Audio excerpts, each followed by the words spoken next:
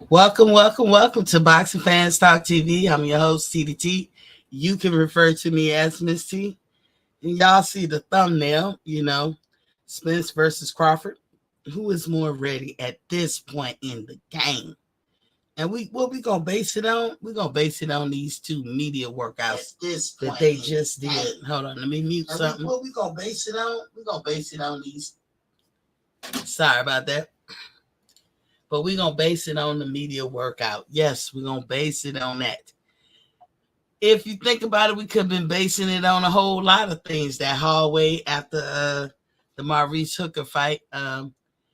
This media workout was hopefully supposed to confirm or deny folks' claim as to how they think this fight is going to go. But I got to say, looking at both of them, my confirmation is done. I see how it's going to go. I'm not retracting. I'm being realistic. And I got a little superstition with me. But we going to talk about that and some more stuff. But y'all know the drill first. Let's turn to.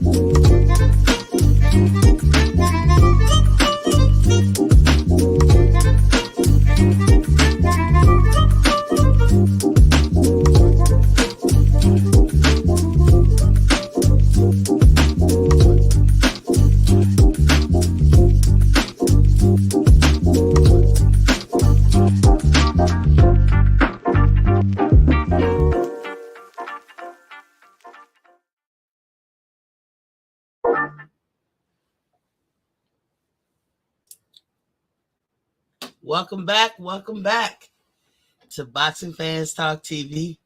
I'm your host, TDT. You can refer to me as Miss T, as I already said. And you see the thumbnail, Spence versus Crawford. Who is more ready at this point in the game? And we're going to be basing it off of the media workout. But y'all know what I do at the top of my hour. It's a water check. And we hope that everybody out there has had that adequate amount of water today. I've had mine. I'm still drinking water. Like I'm a few ounces. I want to say 11 or 12 ounces off of my daily goal. But I'm going to keep drinking water as long as I want to. It's early in the day still. 7:30, 4 p.m. on East Coast time, so I can still be drinking water up to midnight tonight. Anywho, but we advocate at Boxing Fans Talk TV that the average person drink at least, and I mean at least, 100 ounces of water a day. That's going to make a major difference in your life. We say if you're an adult, you should be able to drink 128 ounces. But we know a lot of people don't like to drink water. Now, here's the thing. Uh, I like to trick my body or my mind, I should say. And I do not deny myself because when I get feedback, even when I just get to talk about water, people imitate me and be like, "Water check, water check, water check," and to all the kiddies listening, if you want to drink your sodas, your juice, your sweet teas, your coffee, your liquor, whatever it is that you like to consume, drink your water first. Front load that. And then after you get your adequate amount of water, if you got room, go ahead and drink the other stuff. You know what I'm saying? I don't like to think of myself as denying myself of anything, even like when it comes to food and stuff, because that part is hard. That's a mental game. And that's the part that makes it hard, that you be like, man, fuck it, I just want a soda. You know what I'm saying? But not until I drink my adequate amount of water do I even entertain drinking the soda. And 9 times out of 10, by the end of the night or day, whenever I'm closing in on my goal, I don't even want the damn soda. You know what I'm saying? But in my mind, shit, every day I could drink soda. That's what my mind thinks, and that's how I do it. I also do little tricks like I take in a little bit of water. I drink. I have a cooler, so I drink 5 ounces of water in one sitting. Like I grab the little cup and fill it up and drink it down. And before I could walk 2 steps away, I want to fill it up again. That's not enough. Before I know it, I didn't drink the whole 16 ounces of water. Didn't even think I was doing that. Wasn't even trying, but because I gave it to myself in small dosages, that I drank more. That's what I was meaning when for the longest time I would buy like 8 ounce bottles of spring water. I only like spring water, by the way. And I will fill my mini fridge. I have a mini fridge in my room. Well, it ain't huge. It's like 36 inches high, like waist high. And it's not huge or nothing. It has a little freezer part to it. And it work all right. Like, I mean, I noticed that the freezer ain't like the freezer downstairs. But anywho, I fill it up with water, and I was taking in the water in 8 ounce bottles. But then you get used to that. Then I'm like, okay, I gotta change it up. So I still do 8 ounce bottles, but I got the water cooler in my room, and yes, it's hard chugging that damn 5 gallon tank upstairs to my room so I could put into the water cooler. And I get spring water from the ground. Like, I'm lucky enough to live down the street for where fresh water comes out of the ground. And I got little test strips in here. So every time I bring it in here and I put that first cup, it's a tester. I dip my little keto stick or whatever you call it in there, and I test the water. Where do I find those test strips? At any local pool establishment where they sell pool items. You can find those little test strips. You can buy them online too. But I test it and make sure that it's good alkaline, or not necessarily alkaline, but more so close to the neutral setting. And 7 is normal. That's the normal setting, or the middle of alkaline and acidity for a pH balance. And they recommend 7.35 in everything that you eat, drink, or whatever. But anything under 7 is acidic. So that's a no-no. You don't ever want your body acidic, not from what you eat, not from what you drink. So you have to, if you approach it like that, like I'm trying to eat stuff that's in the neutral zone, you probably will find out that you're eating healthy and drinking enough water and everything. So the formula is half your body weight in ounces. So let's say you're a kid and you're 60 pounds, then you only need to drink like 30 ounces. But as a kid, you're so resilient, you could probably get away with 20 ounces. This notion that don't feed babies waters, I do not agree with that. But I'm just me, because I'm like, every little thing, every living thing needs water. And that includes babies. So this new thing they got out now, where they telling these young mothers, you don't have to feed your baby water, because water is in the formula when you mix. Not bull crap, bull hockey. Because guess what? Then that would mean it for us too. Because everything that we drink, I can't think of nothing that's not mixed with water in some kind of way. Maybe liquor. Maybe liquor is that strong. But I happen to think that there's some water in liquor. Maybe. I'm not a liquor drinker, so don't hit me out across the head with that little information. But everything, for the most part, juice, gonna have water in it. Everything they gonna mix with water. Maybe not milk.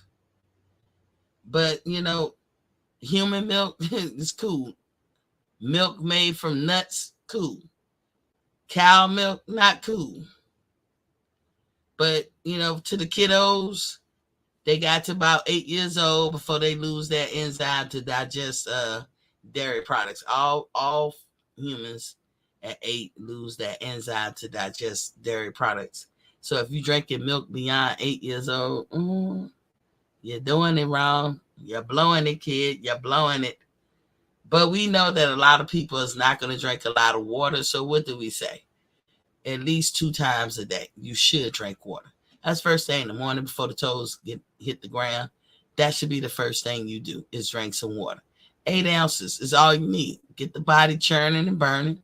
Your body going to be doing a lot while it's up and about, moving around and stuff. You want it to work in a timely and efficient manner, because that's what your body prefers. It prefers water.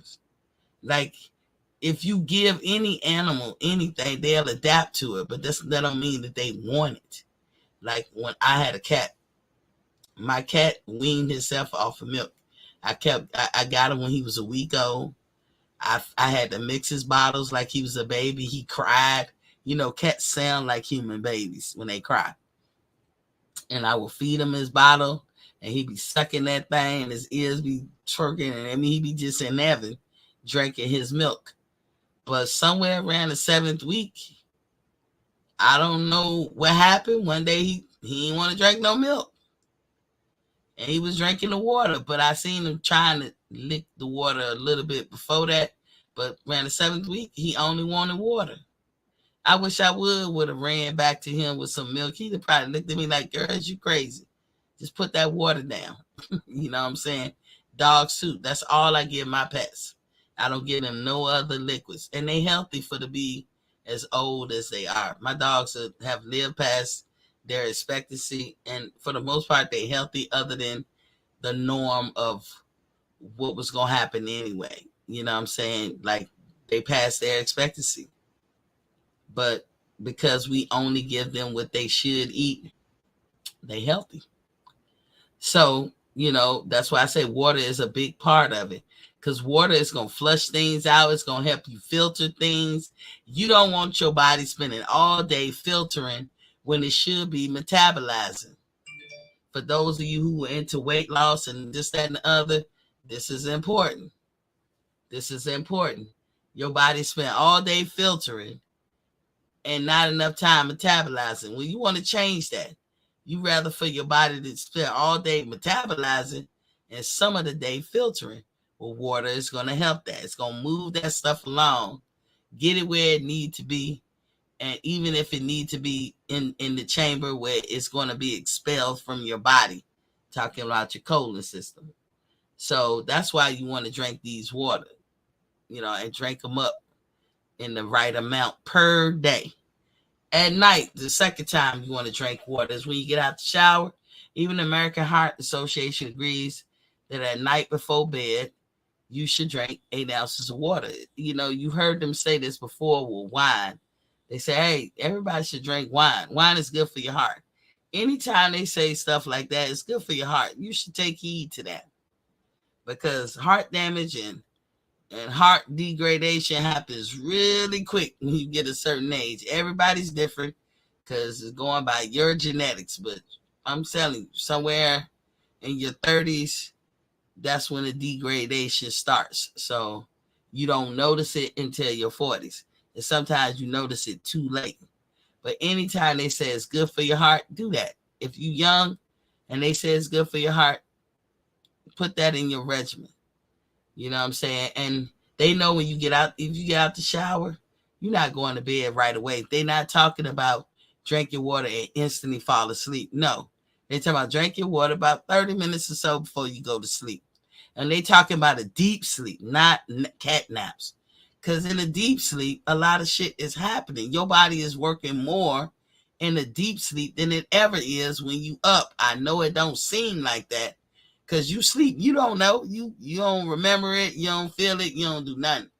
But honest to God, your body is doing a lot of revamping, rebooting, recharging, redirecting, recreating. I mean, that's a lot of work, to the tune of the fact that the average human burns between 900 to 1,000 calories at night in a deep sleep.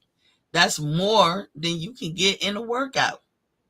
And I know a lot of people be working out, they be like, man, my undercarriage is soaking wet. I'm sweating. I'm dripping sweat. I could wring my shirt out. Sweat is not an indication of calories burned. Sweat is an indication that your body is working right, because that's how your body cools itself down, by sweating. You know, pigs don't sweat, so they have to be careful. They fuck around and have a heat stroke, real easy. We sweat. Most people or most animals sweat. So that's what sweat is. It's an indication of your body cooling itself off. Now, whatever it takes for your body to cool off and produce that sweat, that's probably an indication of calories burned, but you don't got to get into all that.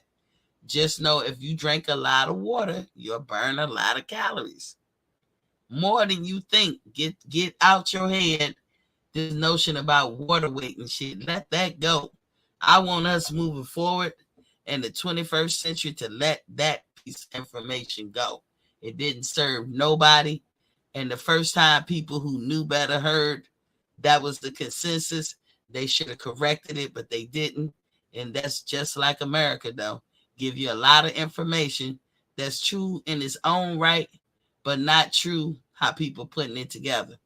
It's almost like we got to do a connect the dots type thing. That's what we're not able to do, because they throw all this information out, but they don't thoroughly explain how things work. So be in the know that you should drink water. And I mean winter, summer, spring, and fall. Doesn't matter the season. You should be front loading your water on a daily basis. It would be nice that by 2 o'clock in the morning, if the average people get up like 6 and 7 in the morning, it would be nice to know, and I'm sure you would feel happy if by 2 o'clock you pretty much at your goal. Because then when dinner time comes, guess what you get to drink? Whatever you want. Because when you front load everything and give your body what it needs, it's not going to be as receptive to the bull crap that you might want to put in. And it's not like you're going to miss it. Your mind and body going to be as one, in tune with the program. And two, if you are able to give it some liquor or some juice or tea or coffee or whatever it is you like, you ain't got to worry about the damages of that, because you already drank all the water you're supposed to drink. So that's my spiel. Let me get off that soapbox. And let me ask you guys to please, please, please hit the like and share button every time that you come into the program. Always hit the like and share, especially if you're watching me from Facebook. Get off the Facebook and come into the YouTube. Hit the like and share. Or if you good with the Facebook area, just hit the like button and share. Any questions or any statements or anything like that you want to say, please do share, especially if you're watching me on replay. And you can hit me up at boxingfanstalk@gmail.com. That's boxingfanstalk@gmail.com for any questions, statements, or anything you want to say. I'll get back to you. I talk back with you guys, and I thank you for all those responses. I come on between Monday and Friday 7:30 p.m. Eastern Standard Time. That's Monday and Friday, 7:30 p.m. Eastern Standard Time. But right now, I got a lot going on the plate, with moving and everything. So sometimes I can make it and sometimes not. But I always tell you guys, I would never blow smoke up your ashtabula. If it ain't nothing to talk about, or we talked about it too in depth, I might not come on, or whatever, if I get caught up and everything. But I try to be here between Monday and Friday, 7:30 p.m. Eastern Standard Time. And I do have a Cash App. I cannot speak to YouTube. I've been on here almost 2 years next month. Next month will be 2 years. And they have taken subscribers from me. They have taken the time requirement, to have people view your stuff for me several times over. And I don't know why. I don't get a straight answer.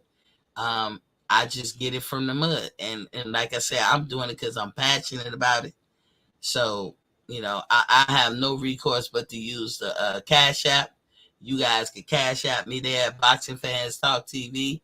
That's at Boxing Fans Talk TV. Thank you for the past donations and maybe the present and hopefully the future donations. I put everything back into the show.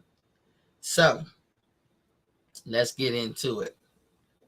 Okay, I'm going to put some pictures up too while I'm talking. Let me see. These are my latest and greatest. Look at that shirt right there. Y'all know where to go. You see the ticker at the bottom, AskMeT51.com. That's AskMeT51.com. I make a lot of t-shirts. This one said, everything is a process. I like this shirt too. Yep. And this one says special. So those are the latest and greatest. So go ahead to AskMeT51.com and cop your t-shirts. Y'all know I got that Errol pullover hoodie. And on the back it said it's Undisputed Season 2023. That's a nice little hoodie right there. They come in different colors. I got Undisputed on the arm and everything. So if you're an Errol fan, go on and get yours. That's what I mean by it says it's Undisputed Season on the back. And the same place, AskMeT51.com. AskMeT51.com. Of course, I ain't gonna have the Errol pullover hoodie without the Terrence. This is my era. And Undisputed on each arm. This is my era. And so you see how the Undisputed look. That's Errol. Hold on, let me see. This Terrence. This is my era 2023. So y'all go ahead and cop that. Or if you want the Undisputed shirts, t-shirts, I got one for Errol Spence as well. So y'all can find all of that at AskMeT51.com. Yes, I do have the rose over there. This what that look like in black. So I got them in all colors. But head on over there to claim yours. So let's get into it. Let me take this down. Let's get into it.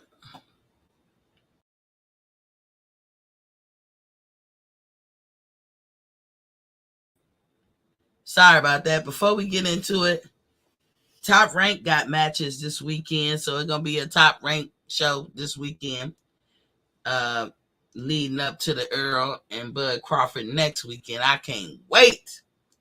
So Kambosos is headlining against somebody named Maxie Hughes. I don't know who that is. I'm not really pressed, but good for Kambosos. He's trying to make a comeback. Why I will look at this card is because Keyshawn Davis is fighting. He's fighting somebody named Francesco Patero. And it's the Kambosos, I believe, is an IBF title eliminator. I think his fight is an IBF title eliminator. If George can't win, the consensus is he might as well hang that shit up. Because at 135, who you going to fight? who you gonna be? He probably better off dropping down to 130 and competing there. Cause you is not gonna beat Tank. You ain't gonna we already know you ain't gonna beat Devin. And you're not gonna be Shakur. Hell, you're not gonna be Isaac Cruz. I can think of a handful of people. He is not gonna be that 135. So I think the best thing for George Kambosos is to go back down to 130. I don't know. You guys tell me what you think. But y'all see the media workout, and some of y'all probably still watching and just getting off work or whatever between the two. Today it was Errol Spence media workout. I did want to mention something about Abel Sanchez, what he had to say. And it's hard to listen to him, but it's another one named Abel Robles or whatever. I can't remember which one of them was the coach for Triple G for a time. But one of them suckers said that black fighters don't sell. Bet you eating your words now. You know what I'm saying? So I can't even take them seriously for some of the shit that they say. I want us or everybody to stop talking about the age. It's not nothing to talk about. Between Terrence Crawford and Errol Spence, there is literally nothing to talk about when you talk about the age difference. Literally nothing. They 2 years apart. Whoop-de-whoop. 2.5 years, whatever you want to call it. That is not a significant age gap. I mean, some of us got best friends that Ace Boo Coons grew up doing the same thing, liking the same thing, you know, did things the same time, like your first date, your first kiss, your first time you got your license, all around the same time, and you could be 2 years apart. Me and my sister 2 years apart. And trust me, every time she got to come into a window where she was allowed to do something for her age, I was right there with her. There's no big gap in their ages for people to talk about the age difference. You know what I'm saying? And if they want to go there, I say technically they either the same age or Terrence Crawford technically is younger. You know why I say that? Because of the lifestyle that Errol Spence has lived. We all know when you eating wrong and you're drinking alcohol and shit like that, you are degrading your body. You are aging yourself. Now, how come it mean that for us in the regular world, but when it comes to Terrence Crawford and Errol Spence, it don't mean that? So I'm just perplexed about people who always keep bringing up the age difference between the two.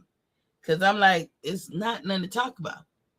I'm not going to say it gives Terrence leverage. I'm not going to say it gives Errol leverage. I'm not going to say, I look at them as the same age. And truth be told, only people that I've heard say something about the age are Spence fans. And that falls under the delusional part of Spence fans. And they just saying it out of spite because they don't believe that themselves. Because, and I'm going to say this, and I'm not trying to be funny, when you talk about black people, that ain't shit. And we know it. 2 years apart is not a gap. That shit is so irrelevant. It's almost laughable. You know what I'm saying? Because we know it. As black people, we know that. I don't know what other people who are not black do. Y'all know that. We don't consider that as no big ass gap. We have never moved around like that. That is some new shit for your ass.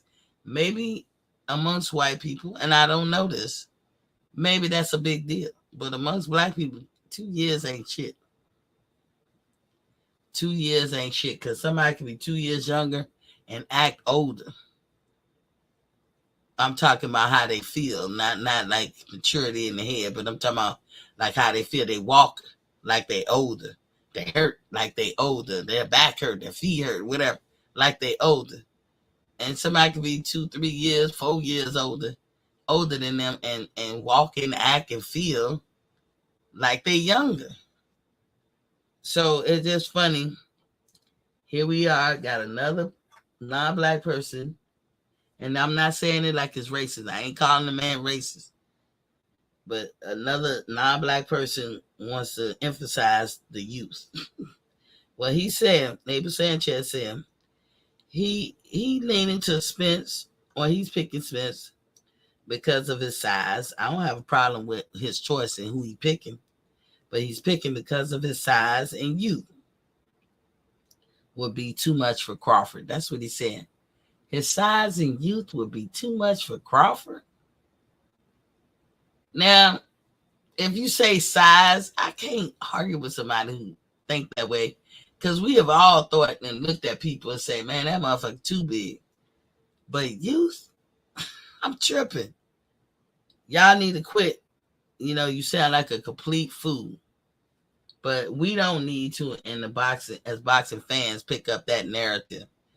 Get it out your head. Youth is not a factor up in this bitch. They the same age. You might as well say. If we go talk about youth, again, we go talk about the degradation that each one of them had done to their body and who was old at that point.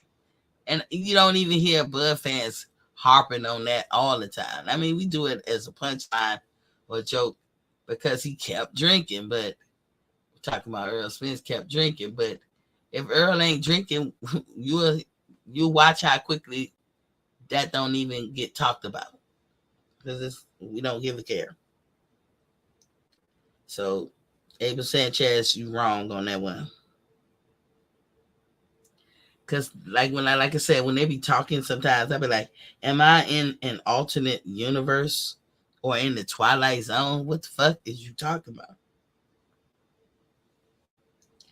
And what is this crap? Like I said, that when you ask somebody about Spence, they talk more about feelings than actual breakdown. I'm looking at both of these media workouts, and I'm trying to break down what I see in the media workout. But if you ask Spence fans, they always talk about what they feel, which make it difficult. This is why Bud fans get more amped up. Like, you guys don't have a clue. You guys going to lose terribly, because Spence fans always go to the feelings. So let's talk about the media workout. Now, I saw Buzz first. Of course, it came on yesterday. I like what I saw. Did I think that I was going to see something that he's going to reveal to the masses? No. Neither one of them have stepped in it in that manner of revealing what they're going to do, their game plan or whatever. They were very careful as to not show that. You saw some things, but not a lot. So shout out to both of them for maintaining their security on that one. But Bud, he started off, from what I saw, jumping rope. He jumped rope for about 15 minutes. And then he got in there and he did pad work, but he did it with the all of his trainers. I think Bomac did them long wands, and because I'm looking at what they doing and I'm like, what are they practicing? What are they teaching? It's even weird how they do the pad work and how they move, and they kind of move it slow, but at the same time, it's about preciseness. And I realized, because when I'm in the boxing gym, you see the pad work like a Floyd Mayweather type shit. And I think Floyd is at that point working on speed. But they not working on speed. They get their speed workout other ways, but they working out how the body will actually be, or the natural instincts of another person fighting you, what they're going to do, what position you need to be in. To me, when he's doing the pad works, he looked like it's about positioning, how he going to hit, how he going to turn it over, what he think the other person going to do, what you think coming back. That's what those wands are about. Now, I always wondered what Bomac was doing with that with when when he got the little thing on that with Terrence hitting him to the body, but then he got a ball sitting at the top. I never understood that. That looks so uncomfortable, right? So uncomfortable. But now I'm thinking, because I've never seen it live, so but Bomac and them, they got a difference what they doing over there. Bomac is imitating like where your head to be. It's a little short, but it is imitating like your head to be here. Because when you standing in position, you throwing the jab, you are leaning your head to you don't have your head exactly on the line. You're supposed to have it off to the side.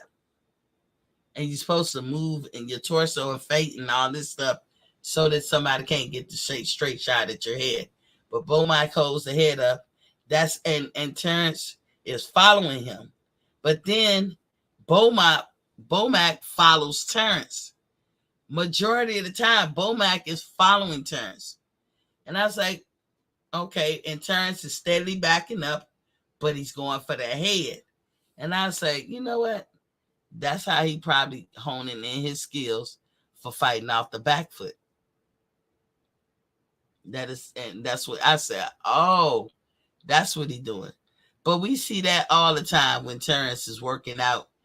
Bomac got that little ball up and Terrence is steadily going for the head. He keeping his eye on the prize.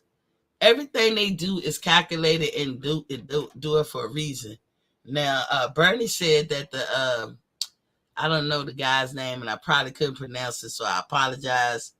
The short Mexican dude in one of his trainers, Terrence trainers, that he is the one who teaches them for destruction.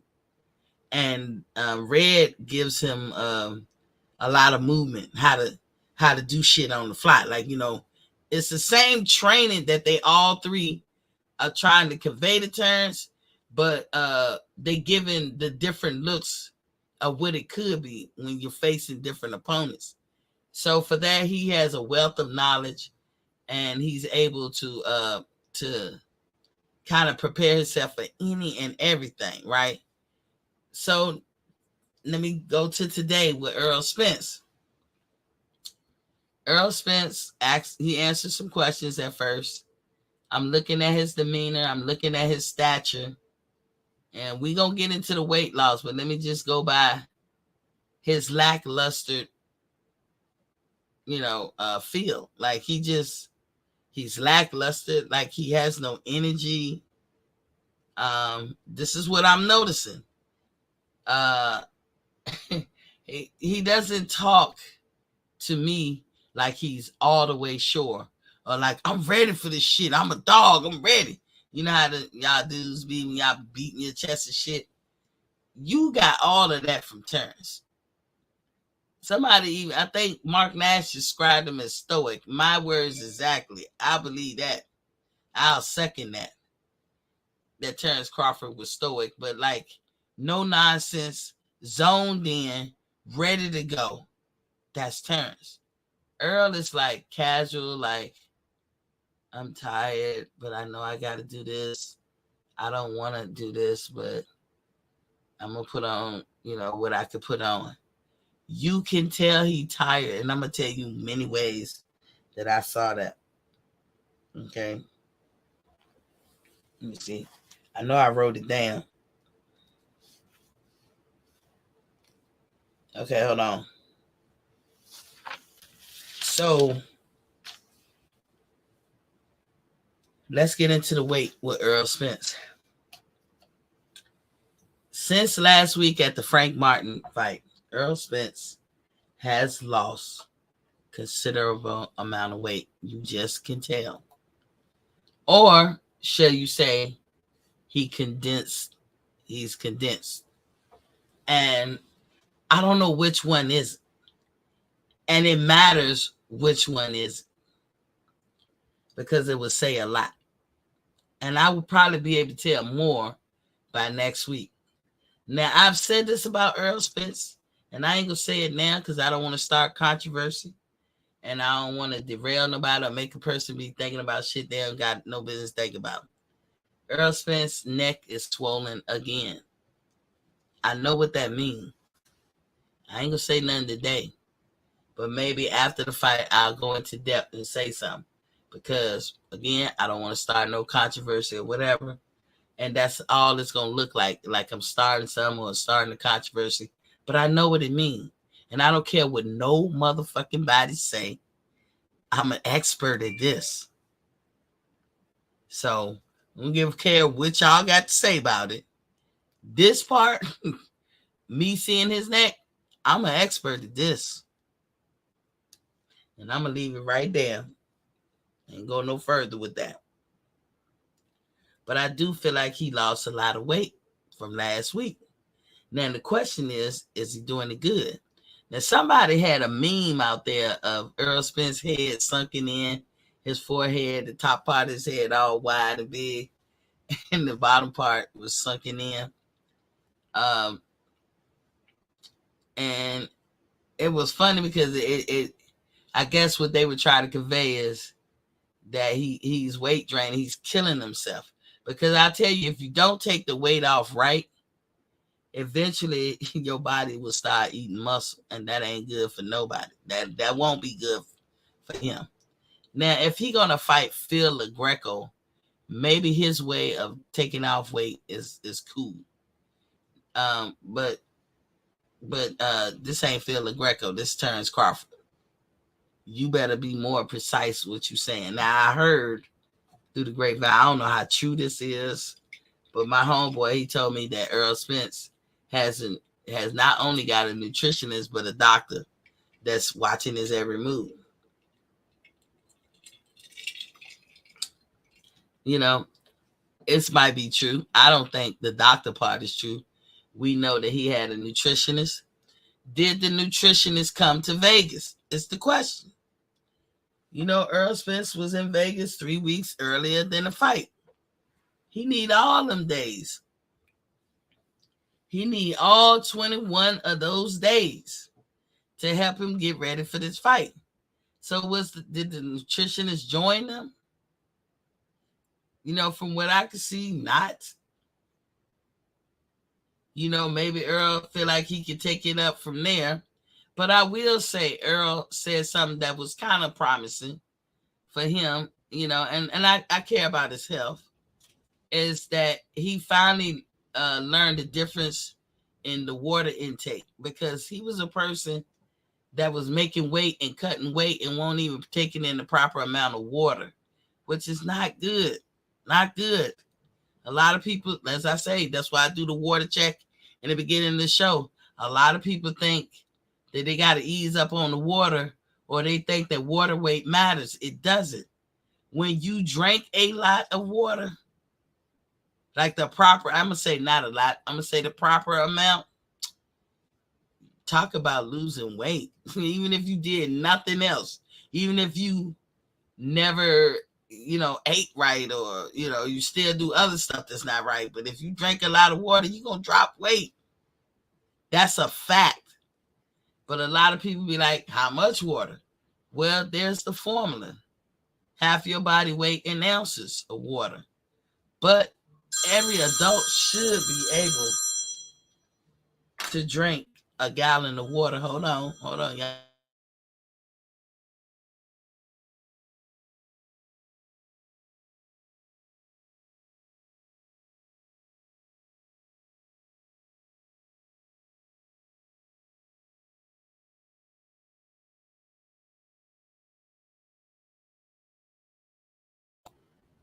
My bag, that was my little cub. So he said, well, I used to think, because there's a video out, I don't know what fight this was after, where they was talking about weight cut and all that, and he was concerned about when he drank water and how it seemed like he put on weight. If you don't drink the proper amount, it would work like that. But a lot of people don't. This is what I mean by connecting the dots. If you drink a gallon of water a day, you will drop weight. And I'm talking, if that ain't got shit to do with if you go to the gym or not. You cannot go to the gym. You're going to drop weight. And that's why here at Boxing Fans Talk TV, we know a lot of people are not big time water drinkers, but we say try to get up to 100 ounces, watch you see the difference. So Earl knows that now, and kudos to him for learning that fact. It's never too late, but he knows that fact now. So it makes me think he's staying hydrated, because if you looked at him in the immediate workout, he kept taking breaks. That's another thing he did. Errol Spence is drained. I don't think his nutritionist is there with him. This is just what I think. I think that he's not, what's the word? He's not gelled in to the point that he could just do that shit solo. Mark Nash, I see you up in the building. Was popping, King? That ain't so gelled into his regular routine that he could just fly solo with that. If he got a nutritionist, that dude need to be with him 24/7 until the day of the fight. Point blank, period. Because it's a lot of new things he learning. And this notion that Errol Spence, ever since, because I hear people say, ever since the Ugas fight, he been dealing with a nutritionist.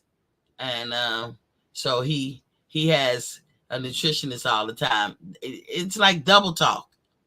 Because if he started the nutritionist thing with the Ugas fight, after the Ugas fight, man, he was eating high off the hog. He was eating what he want. You guys can't make people unsee those pictures at the end of the year last year. He was standing next to a football team, I'm assuming it's college, looking plungy as hell. Then there's the plate of food at the barbecue where people say he had man boobs. And then just look at him from last week to now. Now, a lot of people would say, you can't lose that much weight that fast. You can. If you vegan it out, you can. And you drink your proper amount of water, you can. But veganing it out, eating number vegan food, and drinking number water will never change the structure of your head. And his head structure is changed. No matter how slight I see it, he's smaller in the face going downward. His head is bigger at the top. That's not how he normally looks. Mark Nash said Crawford did a 11-2. Spence did about 30 minutes. Yeah. And that's another thing. That was the point I was going to make too, Mark. Spence was there to check the box. I don't care how y'all slice it, dice it, or whatever. He was there to check the box. He didn't want to be there. He had no energy. And this is not me picking on Spence, because we all know it's Team Crawford over here. This is me observing. Crawford seemed like a well-adjusted, normal person. I use the same word you use, Mark. Stoic. Non-concerned, zoned in, ready, all about business. Confident as hell. He won't even that tired. He jump rope 15 minutes, and that shit is hard, y'all. When you become an adult, if you stop jump rope from when you were a kid and become an adult, that shit is hard to do. He jump rope for 15 minutes. And I'm sure when they in training, they do it longer than that. But he jumped rope for 15 minutes straight, put them down, walked over, never seen him out of breath. Got on the pads with the Mexican guy, Red, and Bomac. They all did some training. He spent more time in there. Spence went from, what did he do the first day? He did some pad work, and then he did the punching bag. Anybody who's a fan of Spence know damn well he did not hit that bag like he usually hit that bag. Spence usually go ham on the bag. Did he do that today? No, because he was tired. He conserving energy. If you're taking the weight off right, you won't be tired. Not like that. Not at this point in the game. That first week, that if anybody have ever tried going vegan for real, and lasted a couple of weeks to a month doing it, y'all know that first 3 or 4 days, your body be hurting. You be thinking, why should I do this? Because it seems like it's having the opposite effect. Because you be tired as hell, lethargic. You could barely get out of bed. Your bones be hurting. I mean, but you know what it is? It's sugar withdrawals. And sugar withdrawals hurt and feel just like, I'm sure any drug dealer can tell you. I mean, not drug dealer, but drug person that's been on drugs. It feels like drug withdrawals. I've never did drugs, so I can't tell you that. But from what I'm told, that's how drug withdrawals be happening to people.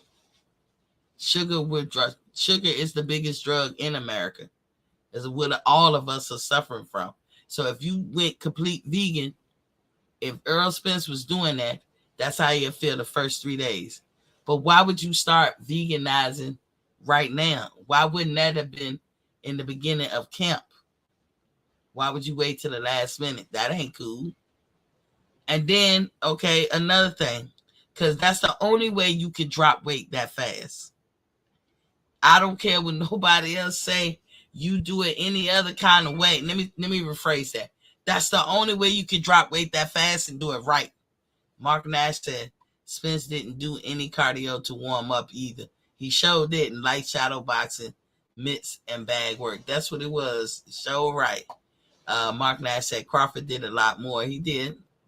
And at Mark Nash, your mom does. Okay.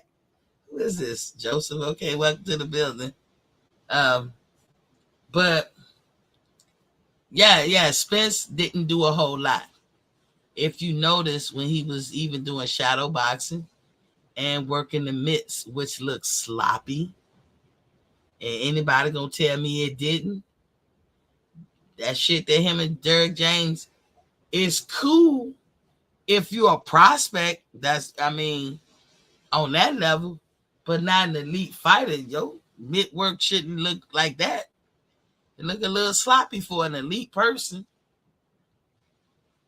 And Derrick James know he tired, and Derrick James sound more confident than Spence do. Spence was talking like, yeah, maybe we'll do this. Hey, Jay Cooley, welcome to the building. I know you're a Spence fan, but I'm telling you what I saw. You not gonna say you ain't see this. If you watch the media workout, you cannot sit up there and say that Spence didn't look like he had no energy. That he didn't look like that. He don't have no energy. You cannot say he hit that punching bag hard like we used to seeing Spence do. I'm used to seeing Spence hit that bag so hard that he about to knock that motherfucker off the wall. Did you see that today? No, you didn't.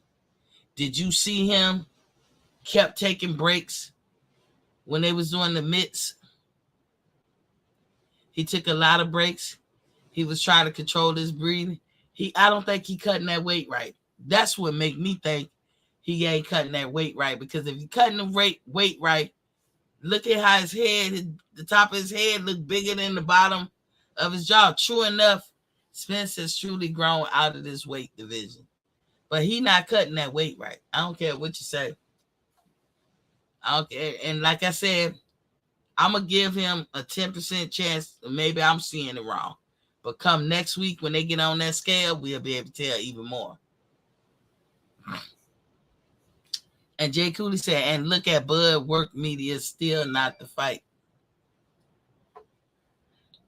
Bud looked like this another day in the office. And you can't say he didn't. If you say he didn't, Jay Cooley, you'll be lying. He didn't look bothered. He did the jump rope. He did shadow boxing. He did mitts. He did it with Red, the Mexican dude, and Bo Mack. Bud did a whole bunch of stuff. And it was nothing to him. Spence was tired. His body is worn down. When he hydrate back up, maybe he'll feel a lot better. I mean, but he don't got that nutritionist with him. He didn't have the energy to do no serious media workout. He checked the box. And y'all act like y'all can't see that nigga was substandard. If, like I said, like if you compare his media workout to Bud's, and you say based just on the media workout, who you think got it all day, Bud? He said, now you a doctor. Dude, I'm not a doctor, but I do have experience in this area. Spence was, okay, let me say it like this, Jay Cooley. Was Spence not bigger last week?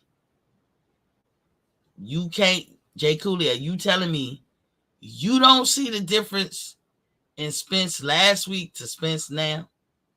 You telling me you don't see no major difference? You probably would say, oh, Spence probably lost, like he probably cut like 3 or 4 pounds. Like hell, he cut a lot of weight in a week. Kudos to him, he trying to make the weight.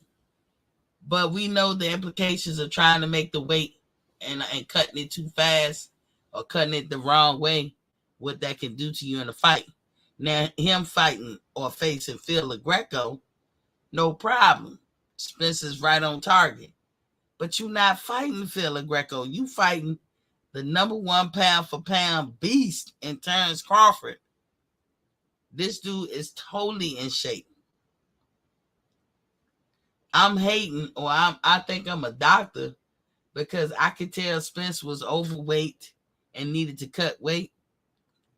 And I'm looking at him and I'm believing that he's not cutting it right because I see that he has no energy. Put it this way, Jay Cooley, I got experience in being fat. I lost my thyroid gland when I was 25 years old. Well, really 24. That's when they took it out. And so many years later, I know what I'm talking about when it comes to this. Yes, people, there is a way to cut a lot of weight, like 20 pounds. You can cut 20 pounds in a week. This notion that you should only lose 2 pounds per week, that's bullshit to me. You can cut 10, 15, 20 pounds in a week, depending on how you do it, though. If Spence went all vegan, he could do that. And he'll be hurting this week because that first week you are exhausted. Why? Because you go through sugar withdrawals. What is that? What did I say, Jay Cooley, that make that come off like hate? You know he cut a lot of weight since last week. Ray Charles could see it. He was much thicker, much bigger. His head looked different. He was thicker. And that's what I couldn't wait to see at the Frank Martin fight, because I knew he was going to be there. But I ain't say he was out of shape. Sometimes y'all be thinking that it's like if Spence is 180, he got to be fat and all out of shape. He don't have to be. You know how many men who are cut up and ripped up and shredded to hell and in pretty good shape that weigh 180 or 170 or 160? A lot. Spence got the stature to be able to carry that too. But that's not the weight class that he picked. He picked 147. So when people say he not fit or he not in shape, that's all they're saying. He not at 147. Now, I don't know. Today, he could have been or close to it. But I'm telling y'all, Al Money, you'll tell me this. Looking at the media workout today, or Mark Nash, y'all will tell me this, because I believe y'all. If y'all, maybe it's just me. Spence has dropped a lot of weight in 1 week. If you look at him from Frank Martin last week and look at him right now, he dropped a lot of weight. Kudos to him for doing it, but the question gonna be, did you do it right?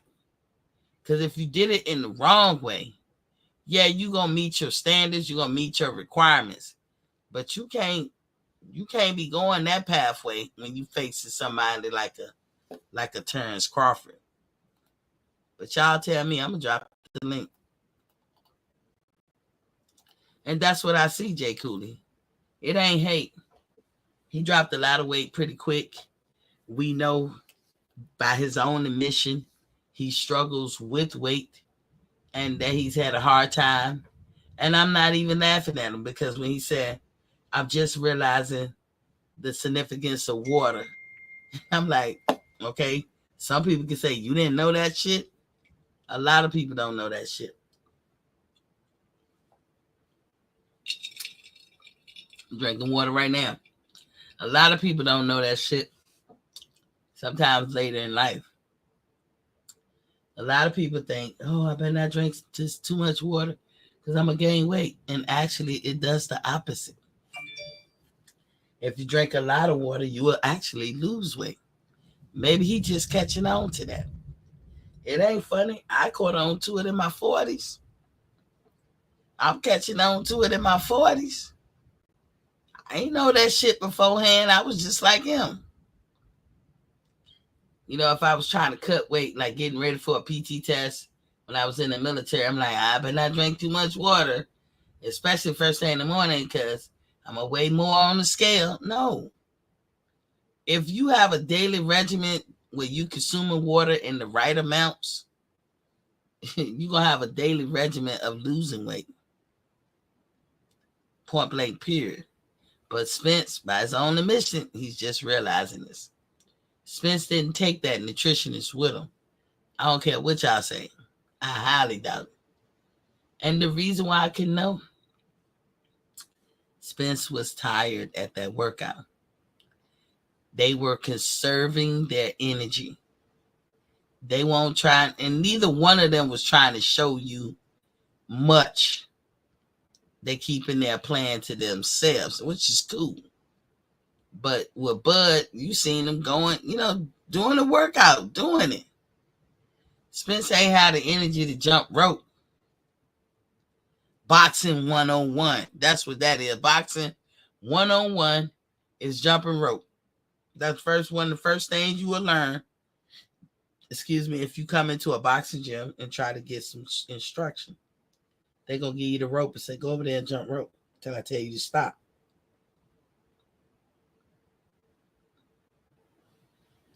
So he didn't even have the energy to do that. That's what make me know or think that he's not cutting the weight right. But I could be wrong. We'll see next week because he's already forming up like, I don't know, the way his head is shaped and shit. But next week, we're going to see. If he's cutting it right, he should not look funny. He should not. Even though 147 is safe to say that he probably has grown out of this weight division, he still wouldn't look funny. If he cutting it right. If he cutting it wrong, he going to look hella weird. Like Devin Haney looked it before that Camboso fight. He going to look real weird. And that's how you going to know he ain't did this shit right. So I'm not hating Jay Cooley. I'm calling it like I see it.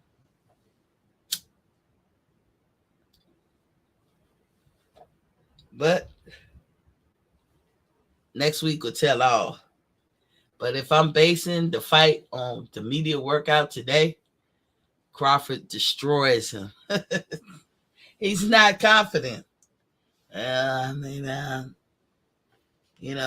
see. He got that kind of attitude. We'll see. And I'm paraphrasing. He's like, well, maybe I'll win. We'll see, I just be on my farm with my kids and all that, I want to be undisputed. That's how he talking. Crawford like, I will be victorious. I will do this. I will do that. Between Errol Spence and Derrick James talk more confident. Now, there's a such thing as overconfidence. There's a such thing as I believe, this is just me, superstition. Like, you don't want to be too confident out here, then you look silly because upset could happen. But that's what it would be, an upset, because looking at with the eye test, how y'all say the eye test, Crawford got this. Ain't no way in hell he don't. Errol Spence didn't even have the energy to punch the mitts. And y'all act like y'all couldn't see that. And y'all know y'all have seen him hit the damn heavy bag harder and longer. He ain't had no energy, y'all. Cutting weight the right way don't do that to you. You should have energy.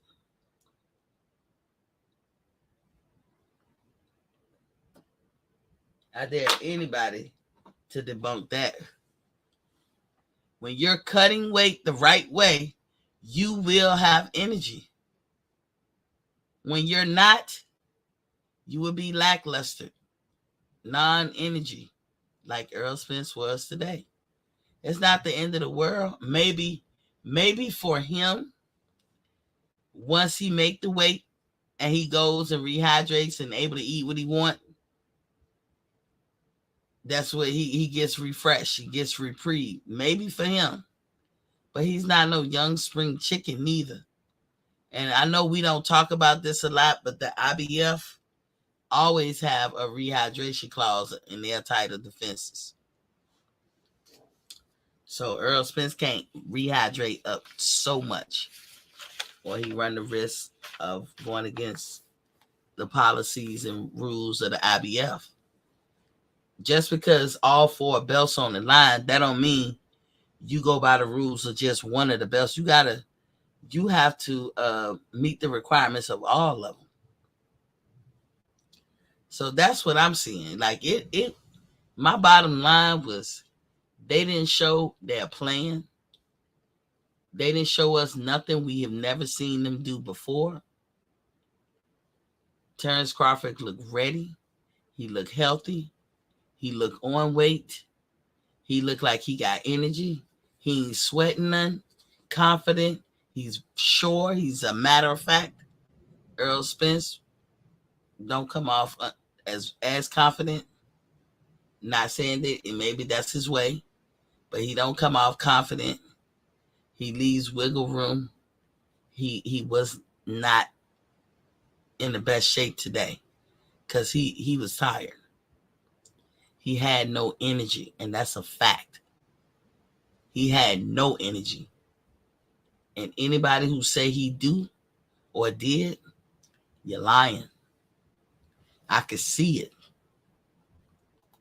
Adam Hurley is in the building. Was Papa King say, yeah, I'm leaving King forward to this fight.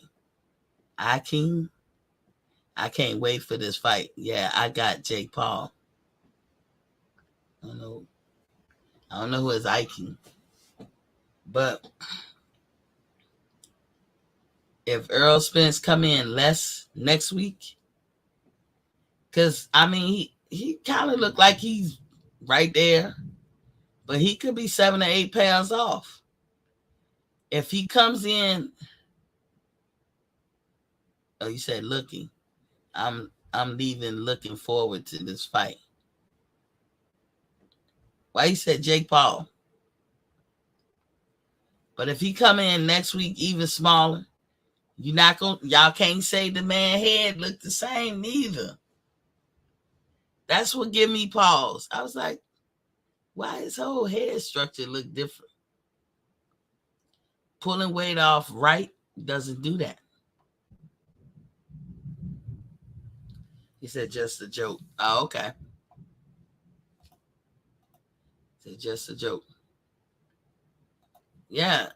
And like I said, in the end of the day, he didn't come off as if you talk about that attitude. Terrence Crawford's attitude is simple. He sees and claims victory. Derek James comes off more confident to me than Errol. And I ain't saying Errol is a slouch. He tired, y'all. He is wore out. He's drained. Errol's confidence sound like Maybe we'll see. Then they had Frank in there, and Frank won't working out and nothing. Frank probably glad he got the gift that he got last week. Frank lost that fight. Everybody know he did. The man asked him, "Did you think you needed a KO?" And this was Frank's answer. He's older, so he probably could better answer this in this way. He said, "I was going for the KO." That was good double talk. He didn't ask you what you was going for. He asked you, "Did you need it?" And you avoided that question. Frank know he lost, but it's Frank's and them own fault because Frank was referring to himself as an elite fighter, and you're not. You're a prospect teetering on the edge of becoming a contender. You're not. Fighting that way, Isaac Cruz would have beat you. I know all the top elite in 135 would beat you. You know what I'm saying? But then one of my friends said, well, that dude was an Olympian. Even though we didn't know him, he was an Olympian and he won the bronze medal. You don't get that far, in the Olympics like that if you ain't the goods. And you know what? I could go with that theory, but I would go with it when I started seeing the same logic being applied to everybody else. What was Felix Diaz then if he was not an Olympian gold medalist? What was he? And undefeated when he fought Terrence Crawford. But you know what Spence fans call him, especially Errol sexuals? They call him a bum. Because Terrence Crawford ain't fought nobody. But we going to have to say that Frank Martin fought somebody and he was actually pretty good.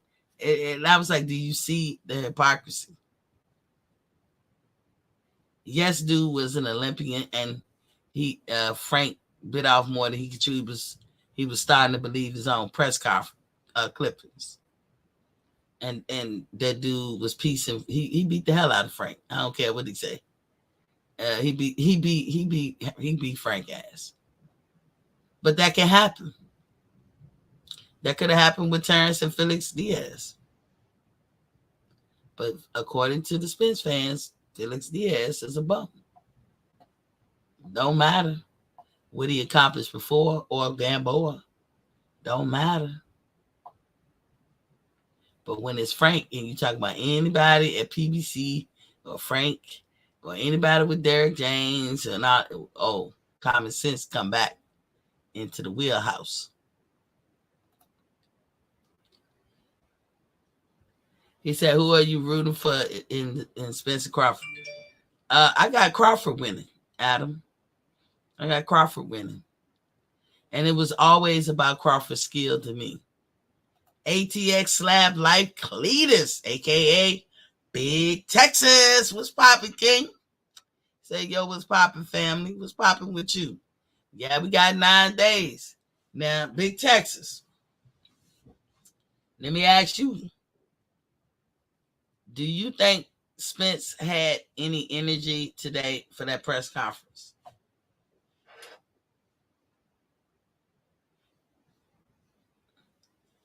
I'm just saying.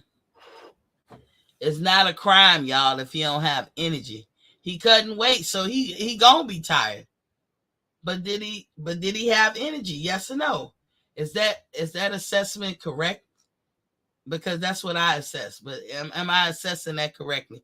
Or do you see something different? Because I know you're a Spence fan. I'm just asking a simple question. Did Errol Spence have energy today in that media workout? At all? Did you notice any?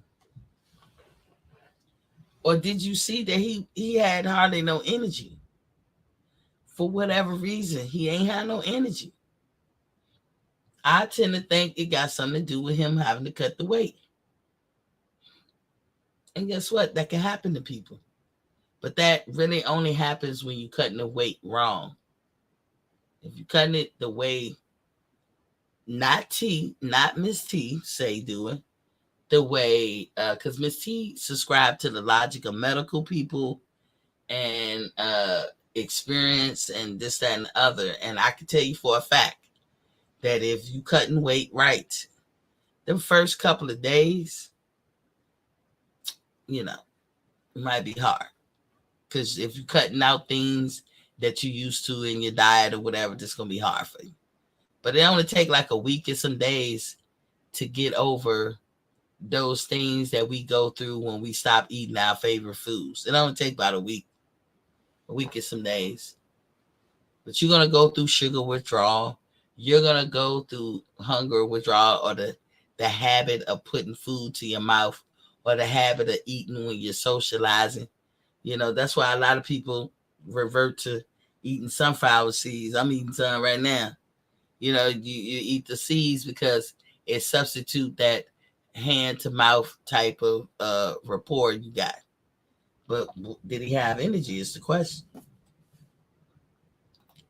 MD Mills is in the building. Was Poppy King. He said Bud kept those 24-ounce gloves in for his entire workout. Errol changed to lighter gloves. That don't mean nothing. I don't know what that means. He said, ATX, look, Cletus Big Texas said, yeah, I seen that. So Jay Cooley and any other Spence fans, I'm not knocking Earl because of that. I know why he tired. You know why I know? Because I did the same thing and I felt the same way. No, I'm not a boxer. I'm not a professional fighter. No. But I did 20 years in the military. And let me tell you, twice a year I had to be on point with the fitness. And I know how that feel that you got, and you can't start getting ready for your PT test 2-3 weeks out from your test. You got to start getting ready way before that. Now, I could be whatever size I was and do my test and pass it. But for some reason, call them crazy, the military wanted me to be a certain size too. Now, that shit was hard. I could do my mile and a half and be 20, 25, 30 pounds over. Easy. Still do it. Still meet the time. But the military said, but we don't want you to be 25, 30 pounds over. That part was hard. And the shit that I know today, I did not know then. And I wish I could get a do-over. But then at the same time, I'm glad the 20 years is done. In the books. Benito, I made it. I'm in the Hall of Fame. I'm in the Hall of Fame. So, you know, I'm going to get the retirement check for the rest of the life. All that good stuff. But that shit was not easy. And I had to do it twice a year for the whole 20 years. He said, just want to thank Errol for making the fight because Bud never. That's not true, Jay Cooley. I don't even know how you say that. You show me in the past where Errol was constantly begging for a fight with Terrence. But I can show you several times where Terrence was begging for a fight with Errol. Facts just don't back up what you're saying, Shawty. He'll be good fight night. I hope he be good. Like, I hope he taking it off right, Cletus. But because for Phil LaGreco, he could get away with this type of shit. But not Terrence Crawford. Not Terrence Crawford. They coolly say that's true. You know, not Terrence Crawford.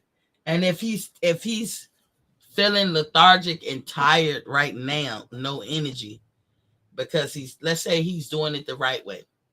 Because I'm here to tell you guys, I can promise you, I can put a routine for you to follow for a month.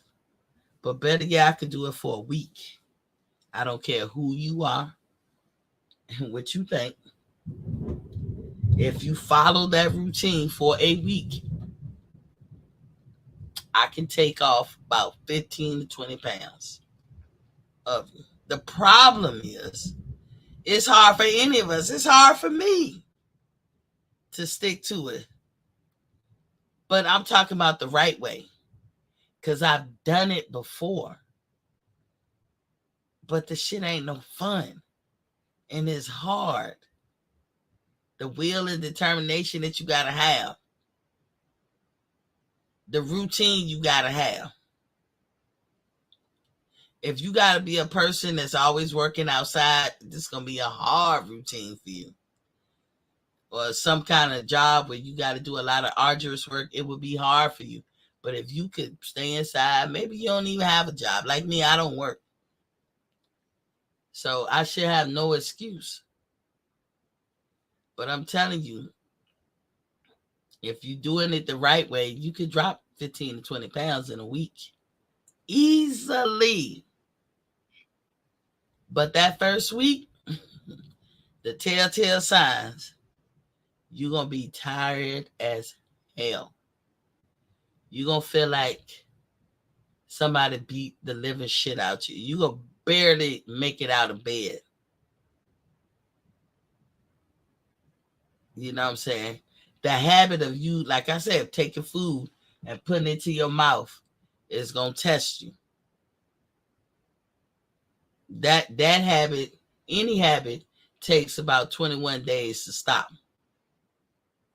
So this is why I say, Jay Cooley, when I see him not having energy, it's possible that he's doing it the right way, which is the vegan way.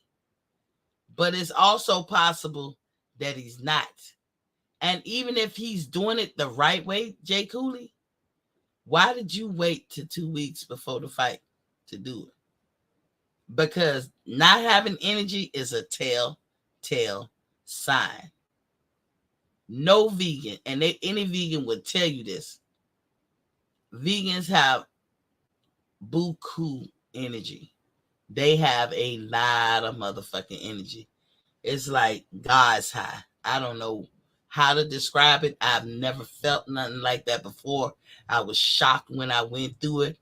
I was like, I went from tired, and I seemed like I started getting acne, and anything that could be wrong, it felt like I had a cold or the flu. You know how you feel when you got the flu in your bones and your back and shit be aching? That's exactly what sugar withdrawals feel like. You have no energy. But it only take about a week and maybe 4 days before you stop having hunger pains if you stay at it. And it take about that long before you don't have the pains. And like if you had acne, it went through the whole whatever. Because some of you guys, like this girl who went on it with me, she stopped. You know why? Because she felt like she was sick. She was coughing up mucus. Everything that could be bad and wrong with a person, she was having it. She felt like she had the flu. She felt like I said, she was coughing up mucus. She was, had acne coming out. And she was a person who wasn't used to having acne. But all the acne that was laying under her skin, it runs through its course. Anything that's going to happen to you, and it might take a long time, like the acne, her acne might be spreaded out over a course of a year, one bump at a time that will release on her face. But because she was doing the vegan thing, it was coming all out at the same time. She thought that being vegan was making her sick and bad, so she quit. But if she'd have stayed the course, she'd have found out that all it did was detox her body. It just was expelling all the toxins. And that's what you go through that first week. And that shit is hard. So he's sitting up there with no energy. We know he trying to cut weight. So we know he kind of vegan some kind of way. He's eating healthy, put it that way. Some people don't have to go vegan and do this, but for the amount of weight that he needed to cut, that's the only way I can see him doing it. You know what I'm saying? I have an uncle who's, oh my God, I'm going to say anal about this. Like, he is real particular about eating portions food. My uncle would eat regular food that all of us eat at the store. He rarely goes out to fast food restaurants, but he eats portions. So if the bag say So let's say he making French fries, and the bag says 7 fries for a portion. When I tell you this dude's gonna put 7 fries on a baking sheet and turn the oven on and bake those 7 fries. If they say 2 tablespoons, he's gonna put 2 tablespoons. And my uncle has been in shape all his life. He had a heart murmur when he was young that they knew about. My uncle in his entire life, from when he, let's say, take him from 20 years old to 72, how old is he now? 73. My uncle might have gained a total of 20 pounds. And not really. I mean, I know from 20 years old as a man, you're going to get bigger and thicker. So that's why I say 20 pounds. But my uncle, you can't tell. He's still cut up. He's still small. and he just real anal about the portions that he eat. So Errol Spence can eat regular foods that he likes, but it's got to be proportionate, and that's what the nutritionist gonna help him with. But no, I don't think he's doing that, because I think time is of the essence, and I think he's trying to vegan it out more, or he could be doing it the wrong way. But it is one of the two. So if he's doing it vegan way, then why you wait so late? That was a bad mistake for you. Because it takes time for that energy to kick in, which gonna kick in. If he's tired now, it's probably gonna kick in the week after the fight. If he stay consistent, if he's doing it the right way. But if he's doing it the wrong way, that's a telltale sign too that you're tired. Either way, right way, wrong way. If he's tired right now, that's where he's at with it. He has no energy, y'all, and y'all should be worried. Because going into a fight with Terrence Crawford, you can't be like that. WJ Luckett is in the building. What's popping, King? He says, salute, Queen T. WJ, I know you saw it too. And thanks, Big Texas, for being honest. That's not good. He barely had the energy to hit the bag. Y'all know he hit that bag harder than that. Come on now. We not going to take away what this nigga always could do. You know he hit the bag harder than that. He could not do that today. He took more breaks between his little shadow boxing. He wasn't even focused. You can see it in his face. He didn't want to be there, yo. Because he miserable. I would say be trying to find out, did he take his nutritionist with him? Because if he didn't,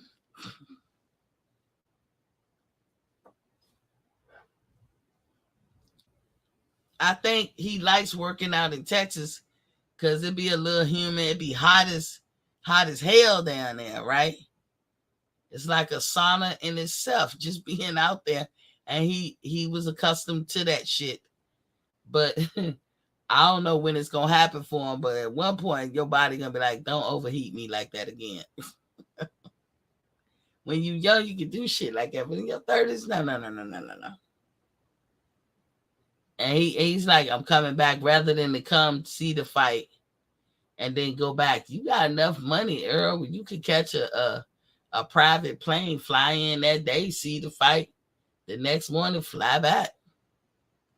What's that going to do to your regimen? Because you need the heat to burn them calories or whatever. So now you're in Vegas. Your nutritionist live in Texas.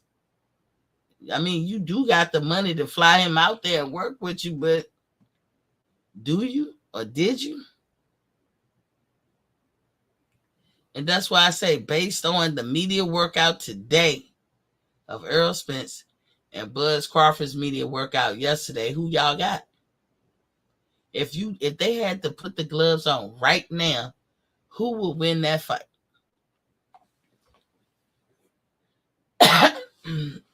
Who's brave enough to say the truth? I know the truth. Terrence will win. If you had to put the gloves on it, they say I'm lying. Somebody in there say I'm lying.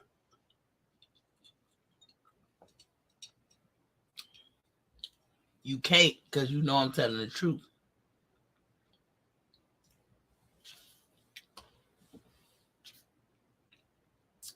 Earl is drained already. And like I said, that's okay. If it means he's doing what he got to do. But could it hurt him? Maybe. His throat area is swollen. After him and Terrence fight, I've said that before. After him and Terrence fight, because I don't want to put the needle, I don't want to move the needle either way to nobody's advantage or disadvantage. I will tell y'all what that means. And I know what I'm talking about. When I'm talking about his neck being swollen, call it personal experience right there. In other news, Shakur Stevenson put his request in to make Haney his mandatory. And all I can say is about goddamn time to make his WBO mandatory. But his question, is it too late? Is it a little too late? Because as my homeboy pointed out, this was Spence. He was like, this is it. He said Spence, and he's a diehard Spence fan. He said Spence cannot do this again. He cannot run it back with this weight. He can't. So it's all or nothing for both of them. He cannot run this back. But Devin Haney too. Devin Haney is at that point. But I always told y'all too, Bill Haney put his foot in his mouth by saying Devin Haney was going to be the lightweight undisputed champion for the rest of the year. That was what Bill said. Nobody asked Bill to say it. Bill just said it. He volunteered it. So Devin Haney is going to be caught up in that situation. But they giving him till Friday to decide, is he going to fight Regis or is he moving up pretty much? Because if they not going to let, from what I can understand, and call it, again, favoritism. This is why you want everything to be consistently the same for everybody. We see Canelo go up and go down, do what he want to do, and it never affects his belts. We seen Triple G do it. And yeah, it never affects their belts. We seen what's that dude name that Tank knocked out? Leo Santa Cruz. I didn't even know he had a belt at 126. But he ain't want Gary Russell to have one. And he never defended it. For 5 fucking years, he never did shit. He held that belt. And nobody made a big to-do about it. But they ain't gonna let no nigga get away with that shit. That's just my opinion.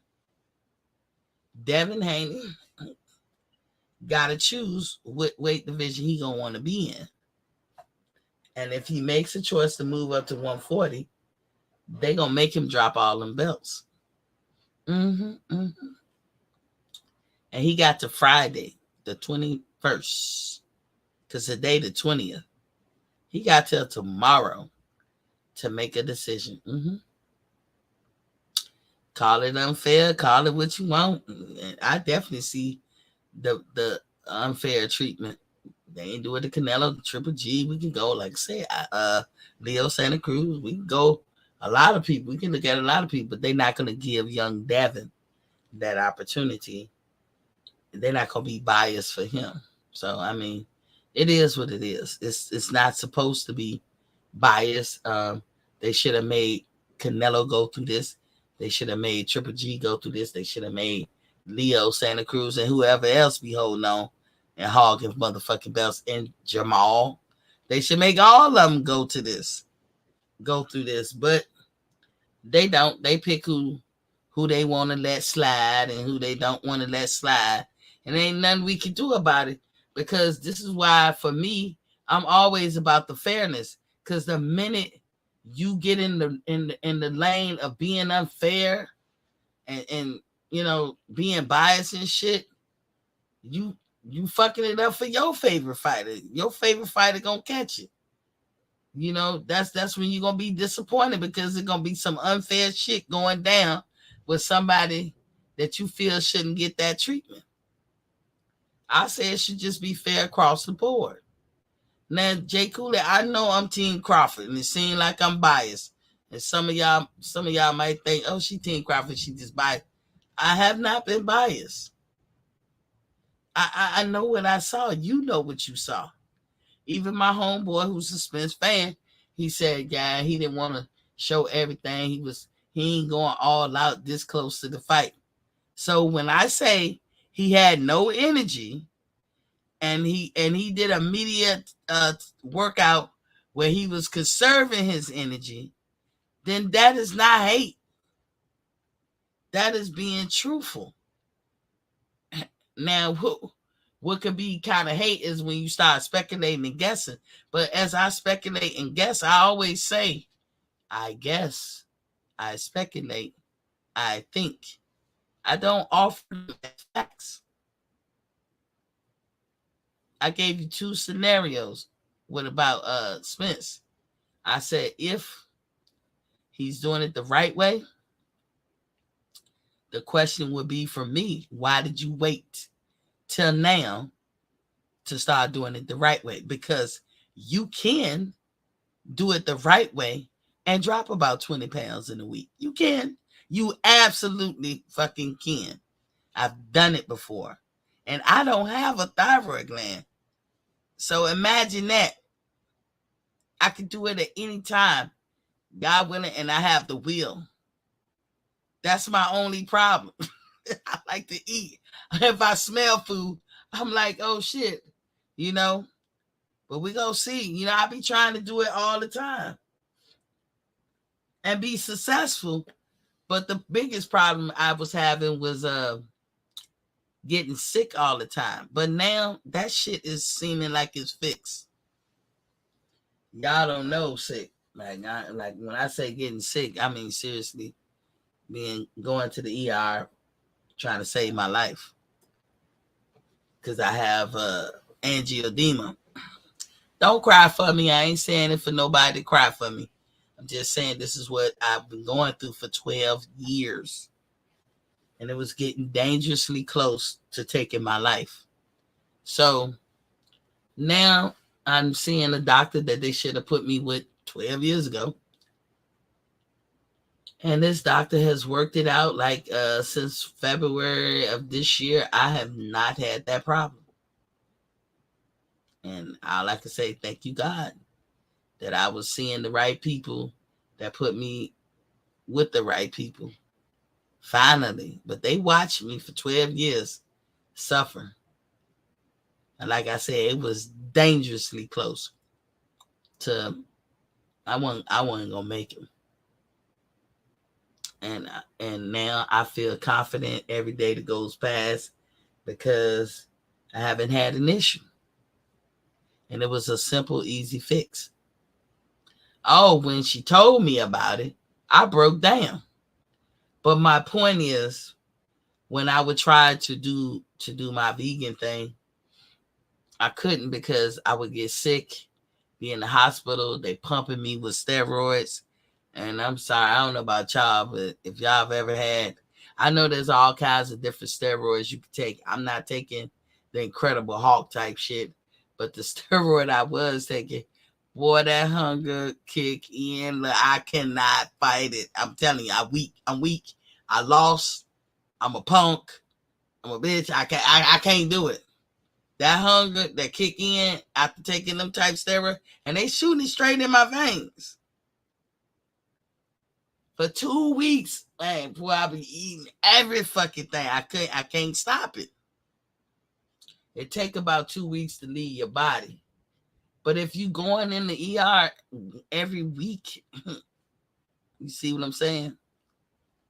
And so you got to have willpower when you do this type of shit. But I know the symptoms and the telltale signs when the first week that you're doing it. So because I don't know how Errol gonna look. I don't know how much more he got to lose. I will be able to better assess it next week when he get on the scale. Because I'll be like, oh, yeah, nah, you ain't doing it right. Because, again, when you doing it right, your whole face shouldn't change. You look the same. You condense. You condense. But when people see that you dropping weight and you don't, they be like, oh, you don't look that great. Like, I can clearly see you can't fit this weight. excuse me, no more. That's how you know they doing it wrong. Because whether he grows out of the weight or not, it would take a lot for him to look, you have to be like ridiculous weight. Like, he's a man and there's no reason he should weigh 130 nothing. That ridiculous type of shit. But he can make 147 with his stature.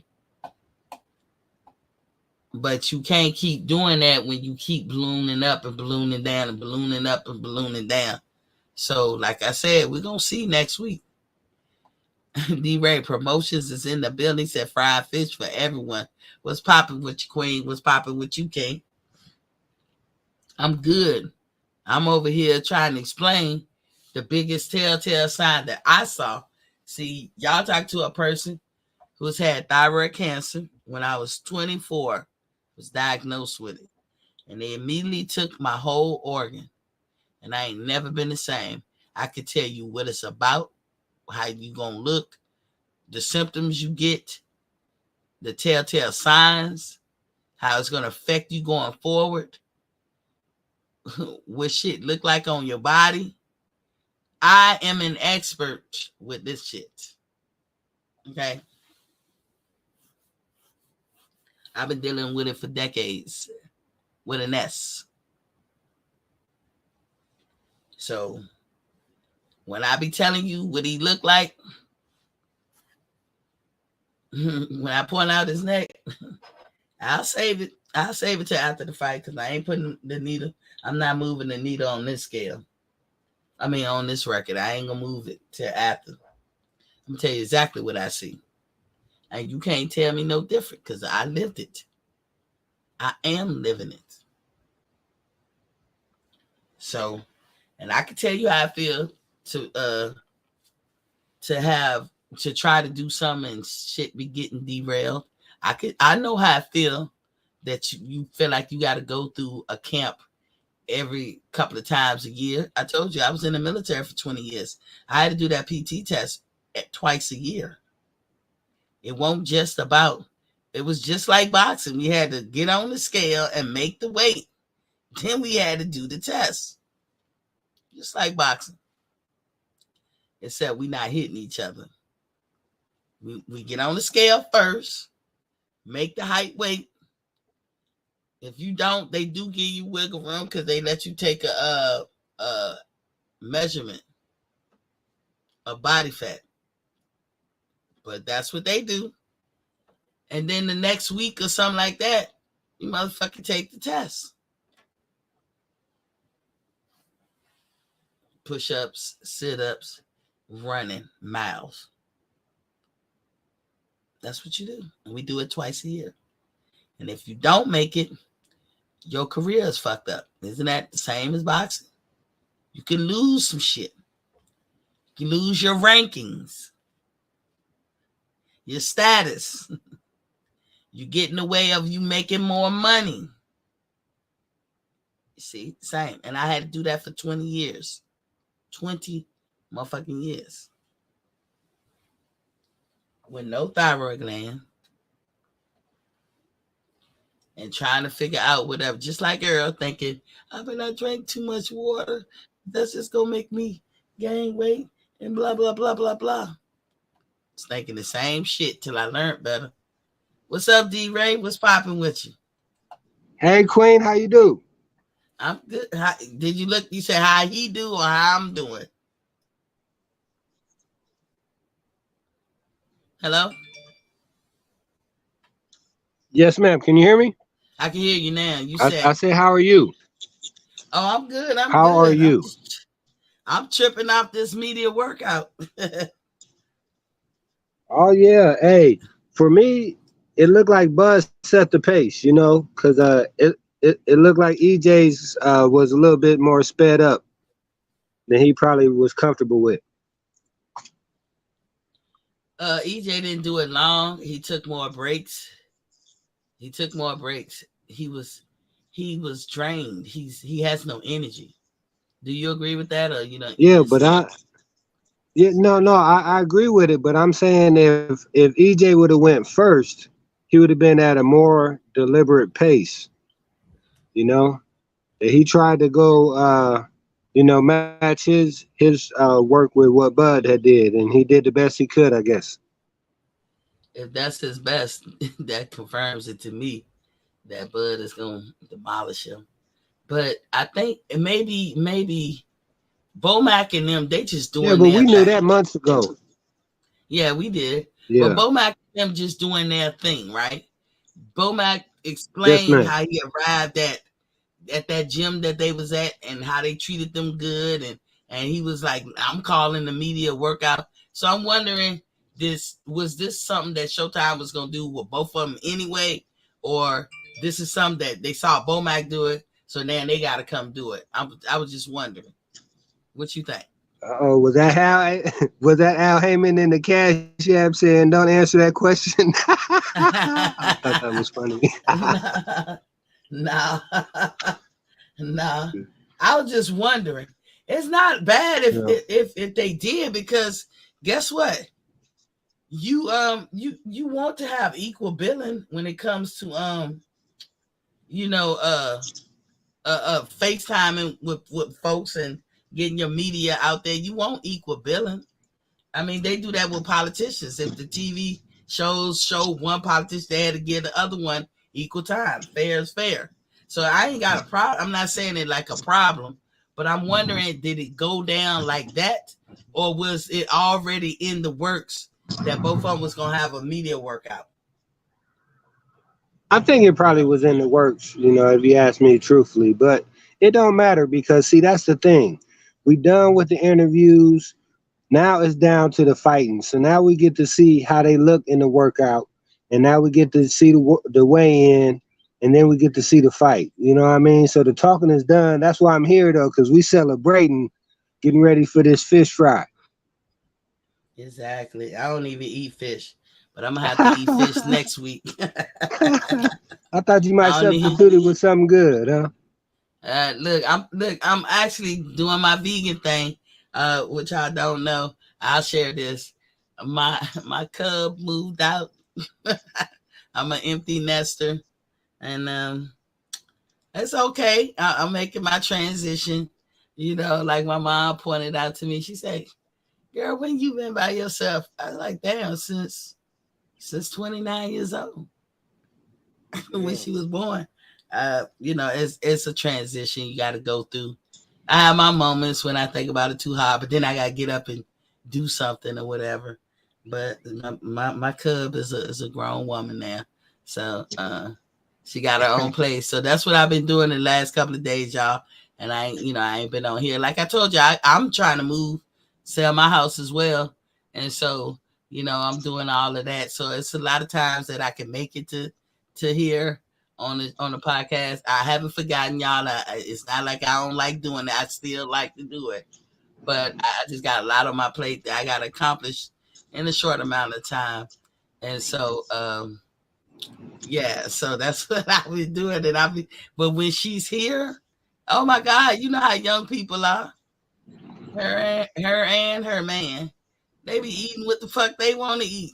Got the house smelling all kinds of good. I was like, God, like one time I was on here and she had this house lit up, you know.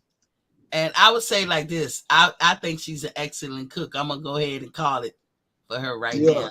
She got a lot to learn from me.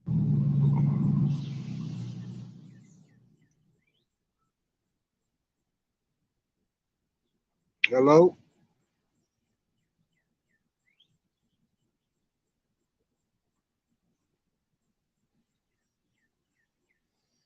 Miss T. She got us. Y'all subscribe, like, and share on all the platforms. Doing it for us, now. Quality boxing talk right here. Boxing talk with the fans. TV. Stand up, man. Hit the like button.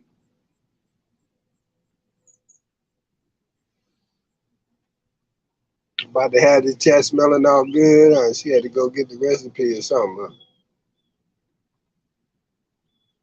Huh? Uh-oh. Look, I'm gonna start singing like Fred Sanford. How can I be sure? Oh my Lord. Hey, but I did think that both guys look good in the workout. I'm not gonna be hating. You know, we still got to get people to buy the fight, and if you can support and buy the fight, if you can go to the fight, that's even better. If you can just turn up and celebrate, that's even better. Just be safe out there. Look out for one another. You know, we fam, baby. We fam. No matter which side of the street you on, who your fighter is, the goal is for us to have a fair fight, no shenanigans, and then also for everybody to travel safe. Right. So those are my two things. I want a fair, just fight, and I want everybody to be able to be safe. You know, act like we've been here before. But I'm telling you, man, this is on the line of Joe Frazier, Muhammad Ali won for me. You know, personally, since I got some clock, I go ahead and give y'all a little gem, right? But this is like uh, Ali and Frazier won. You know, like in the garden. That's over 50 years. I mean, I don't know if the excitement and electricity in the arena will match what Madison Square Garden had in '71 with Howard Cosell and the crew, but they got a chance. I mean, you know, I know the Tyson shows were events, and uh, you know, Mayweather and Sugar Ray were, you know, so you know, but this is a fight, bro, where you know it's evenly matched. You know, right down the line for me. You know, that's where I think a lot of people getting confused with who's the best fighter. Well, who's selling the most, bro? That ain't got nothing to do with it. It ain't about who buy the fights. It's about who win the fight. You know, who don't need two judges and a referee in the back pocket of the promoter. You know, don't need the networks to sit up there and give biased commentary.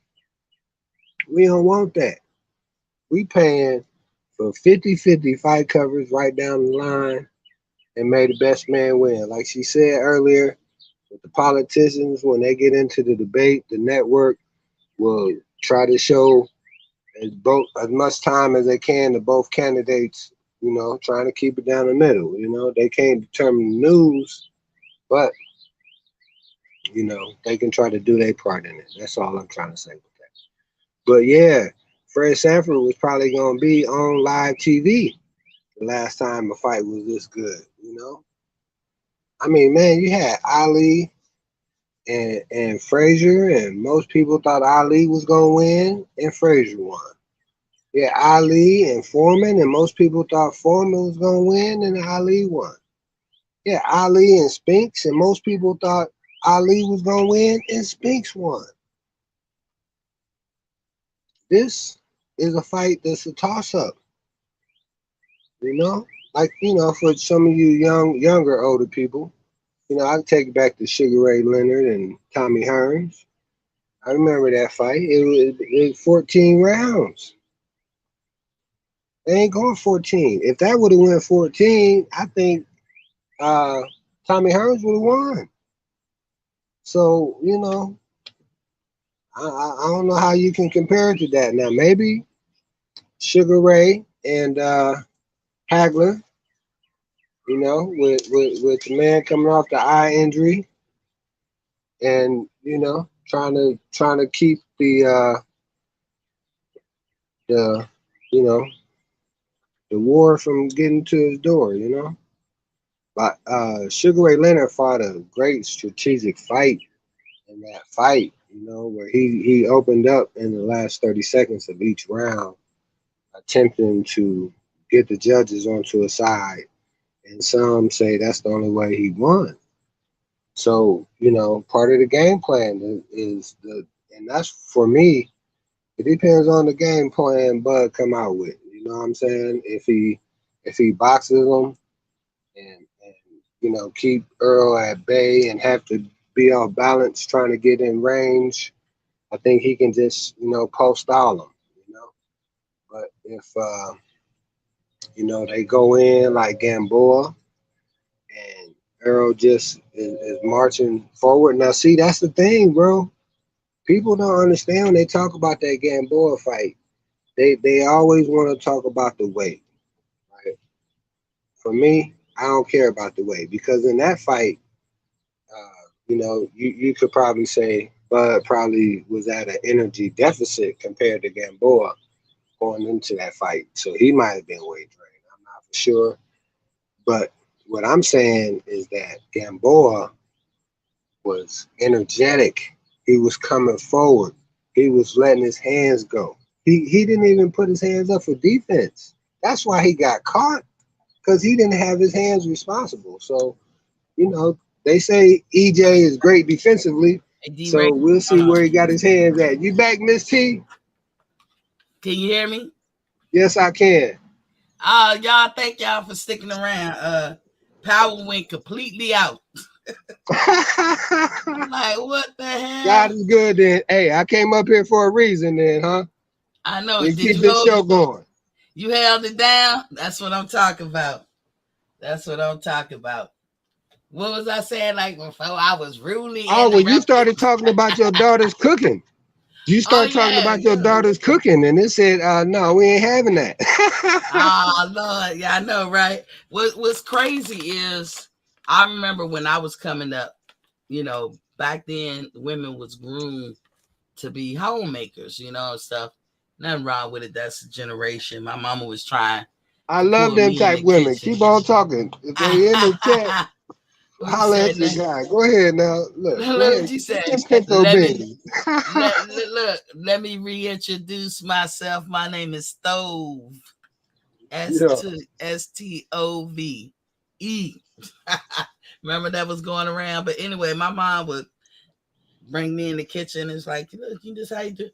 She trying to teach me. I don't want to learn that shit because you want Yeah. me to learn that shit. And so because you want me to learn it, I'm not gonna learn it.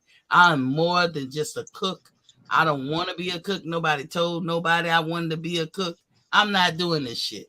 A lot of girls grow up like that, feeling like that, and then they get in, like, let's say they start their family, married or just having children or whatever, and you don't know how to cook. But when you have children, you want to feed your children right, because you Yes, you have you a vested interest in them. So you start teaching yourself, and that's what happened to me. But I do. had Okay. children later in life. Like I spent most of my 20s by myself, like out there in the streets, you know what I'm saying? The And roaring 20s. yeah, I was roaring 20s. And then I became a mother going into my 30s. So um my kid, like, I was buying her the what you call it, the stuff you buy the little girls, the kitchen set and all that, because they Oh, like that, yeah. playing with it. The Betty Crocker. The Betty Crocker or something, right? The Betty Crocker edition. Yeah. And That's going she way did. back. Yes, look. So she was fixing. She had a Thanksgiving dinner with it, right? And they had sensors in the thing, so it make noise as if it sound like you actually cooking. So she put a turkey in her Pyrex dish, and she kept trying to put it in the microwave, her toy microwave. And I'm looking at her, and I'm like, "Man, why the hell is she doing that?" I never showed her to do that because I never been a big microwave person. I don't eat a lot of food in the microwave. I just don't. I cook. So I'm looking at her like she have never seen me put nothing in the microwave. And back then I didn't cook that great. I was learning. And then I told my mom, and my mom said monkey see, monkey do, would piss me the fuck off. Because I was like, a monkey see monkey do. She ain't never seen me do no shit like that. So now I'm on a mission, right? Like, hell no. I got to rectify some shit up in here. So now I'm cooking. I'm teaching myself how to cook. I have a lot of friends, a lot of guy friends, some of them single. And I was like, just come over and eat. You know, you ain't got to pay me nothing. You know, I'll make sure you got your beer. You know, I put the beer, because I don't drink. I put the beer in the fridge and just come over, tell me how I'm doing, you know, because now I'm learning. Like I'm learning Okay. to cook from scratch. And I get good at it. And then it got too good for one of my friends. I was like, all right, dog, we got to fall back. You need to take your ass home. You need to ask your lady friend He's to showing cook up some to the pots door with the together. turkey. Yeah. I got some I said, chicken. you know what I'm saying? You got to fall back, shorty. But with Yeah, her, jerky. but with her, I never even tried to come that route because I know it's a turn off. It was a turn off for me. So I just let her do what she want to do. But that girl can season food, and half of cooking, half of knowing how to cook is seasoning your food. Yeah, So even more so. she got that shit down pat. And then I could tell her, like, when in the other half of cooking is put it in the oven or put it on the stove and walk away. And so she picked that shit up good because she be making some cream sauce with her chicken breasts. I don't even like chicken breasts. I like when she cook it. Yeah. Shit Hey, be good as and, fuck. and real quick, and I see somebody else popped up on the panel, but I was gonna ask you because you said you was vegan or something like that now, right? I said I've always been trying to be vegan, but Okay, so haven't. what's your favorite like vegan food? Like what is the chicken breast of veganism? Oh, my favorite vegan food is never no meat. I don't even buy meat. Like in my house, What the hell is this? you're not gonna find no meat in my house. I don't have meat. The only meat that I could say when I transition back to some of the old food would be like tuna fish, crab Right. legs. I might eat those, but that's not vegan. My favorite vegan food is potatoes, white potatoes with onions, with green peppers, yellow peppers, orange peppers, and what's that? Like red peppers with extra virgin olive oil, and I cook it on the Okay. stove, and that should be good. That's my favorite food. But what's up, Cooking with Bo? Miss C. What's up, huh? What you say? Bo, you in the building? What's good with you? Hey, what's going on, Queen T? What's good? What you think of that media workout? I didn't watch it today. I was watching some other videos, but I'm gonna get to the Errol Spence joint. But I heard he ain't look too good, or Derek James was trying to look more impressive or something. Somebody said he almost knocked Spence out with the padding. Hey, Champion Hot, I see you in here. I see you in here, boo. Salute to Boxing Fans Talk TV and brothers in the chat. What's up, Champion Heart? Long time. Speaking of cooking, that's the man that can cook right there. Y'all go sub up to him. He got a channel. He be breaking down Hold some up. meals. Well, Hey, hold up. Did my man say DJ almost knocked EJ out today? No, I'm saying like yeah, I heard he did. somebody said that on the channel. It's like I guess I don't know if they're joking, but I'm like, yeah, I gotta watch this shit later on. You know what I'm saying?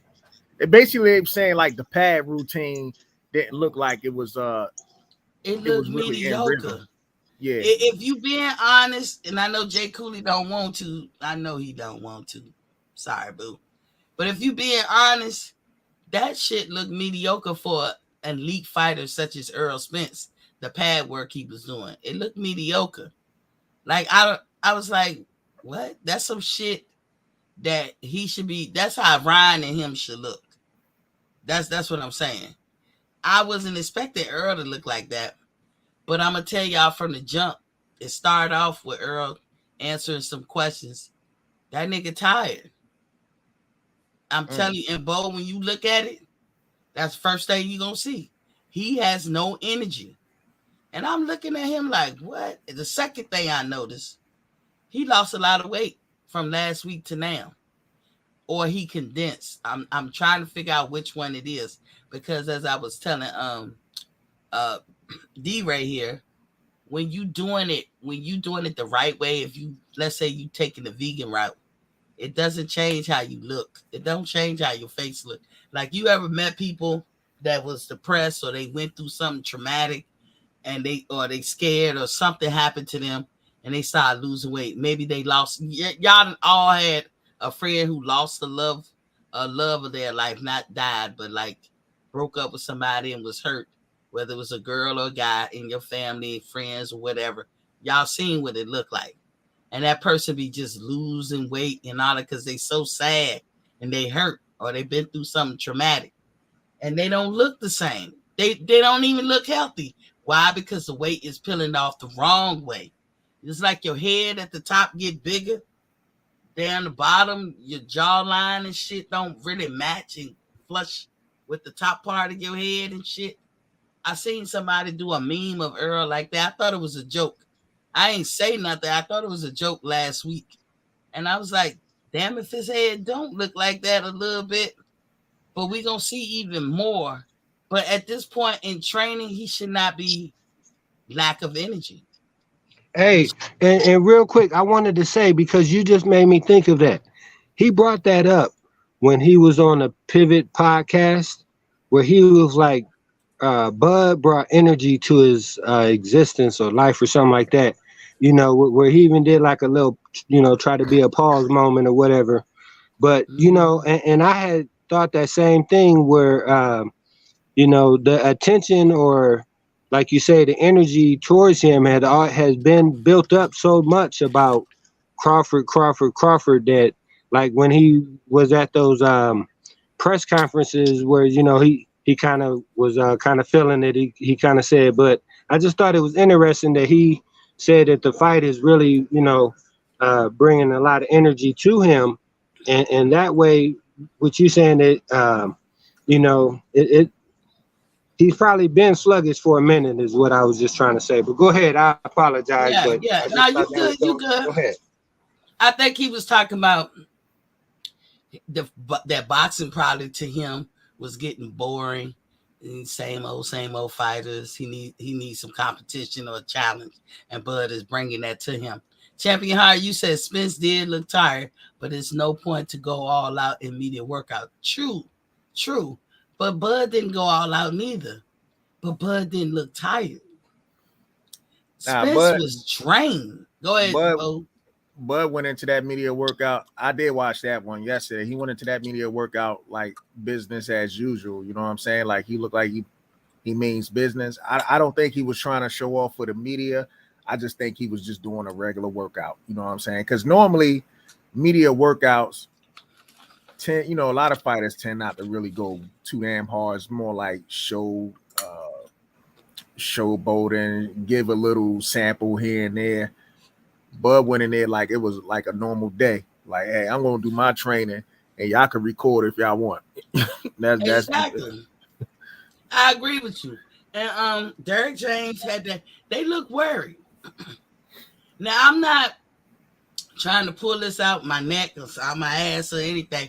Derek James, when he got in the ring and started doing the pad work, he kind of looked worried. He knew how far to push Spence. Spence took a lot more breaks in between his pad workout and his shadow boxing. It was very short and sweet. It's almost like he was there to check the box, to get his time for his face time, and then he was out. Bud went through a whole routine of working out. Did Spence sweat? Yeah, but the dude was tired. What I'm trying to tell you guys is there's like no he reason. was breathing real hard and everything. Well, And I shit. was looking for that and not too hard, but he was breathing. He was look like, the little bit that he did, he was winded just a little, not to me for me to say he gonna gas out in the fight. But then he was winded and he didn't do a whole lot.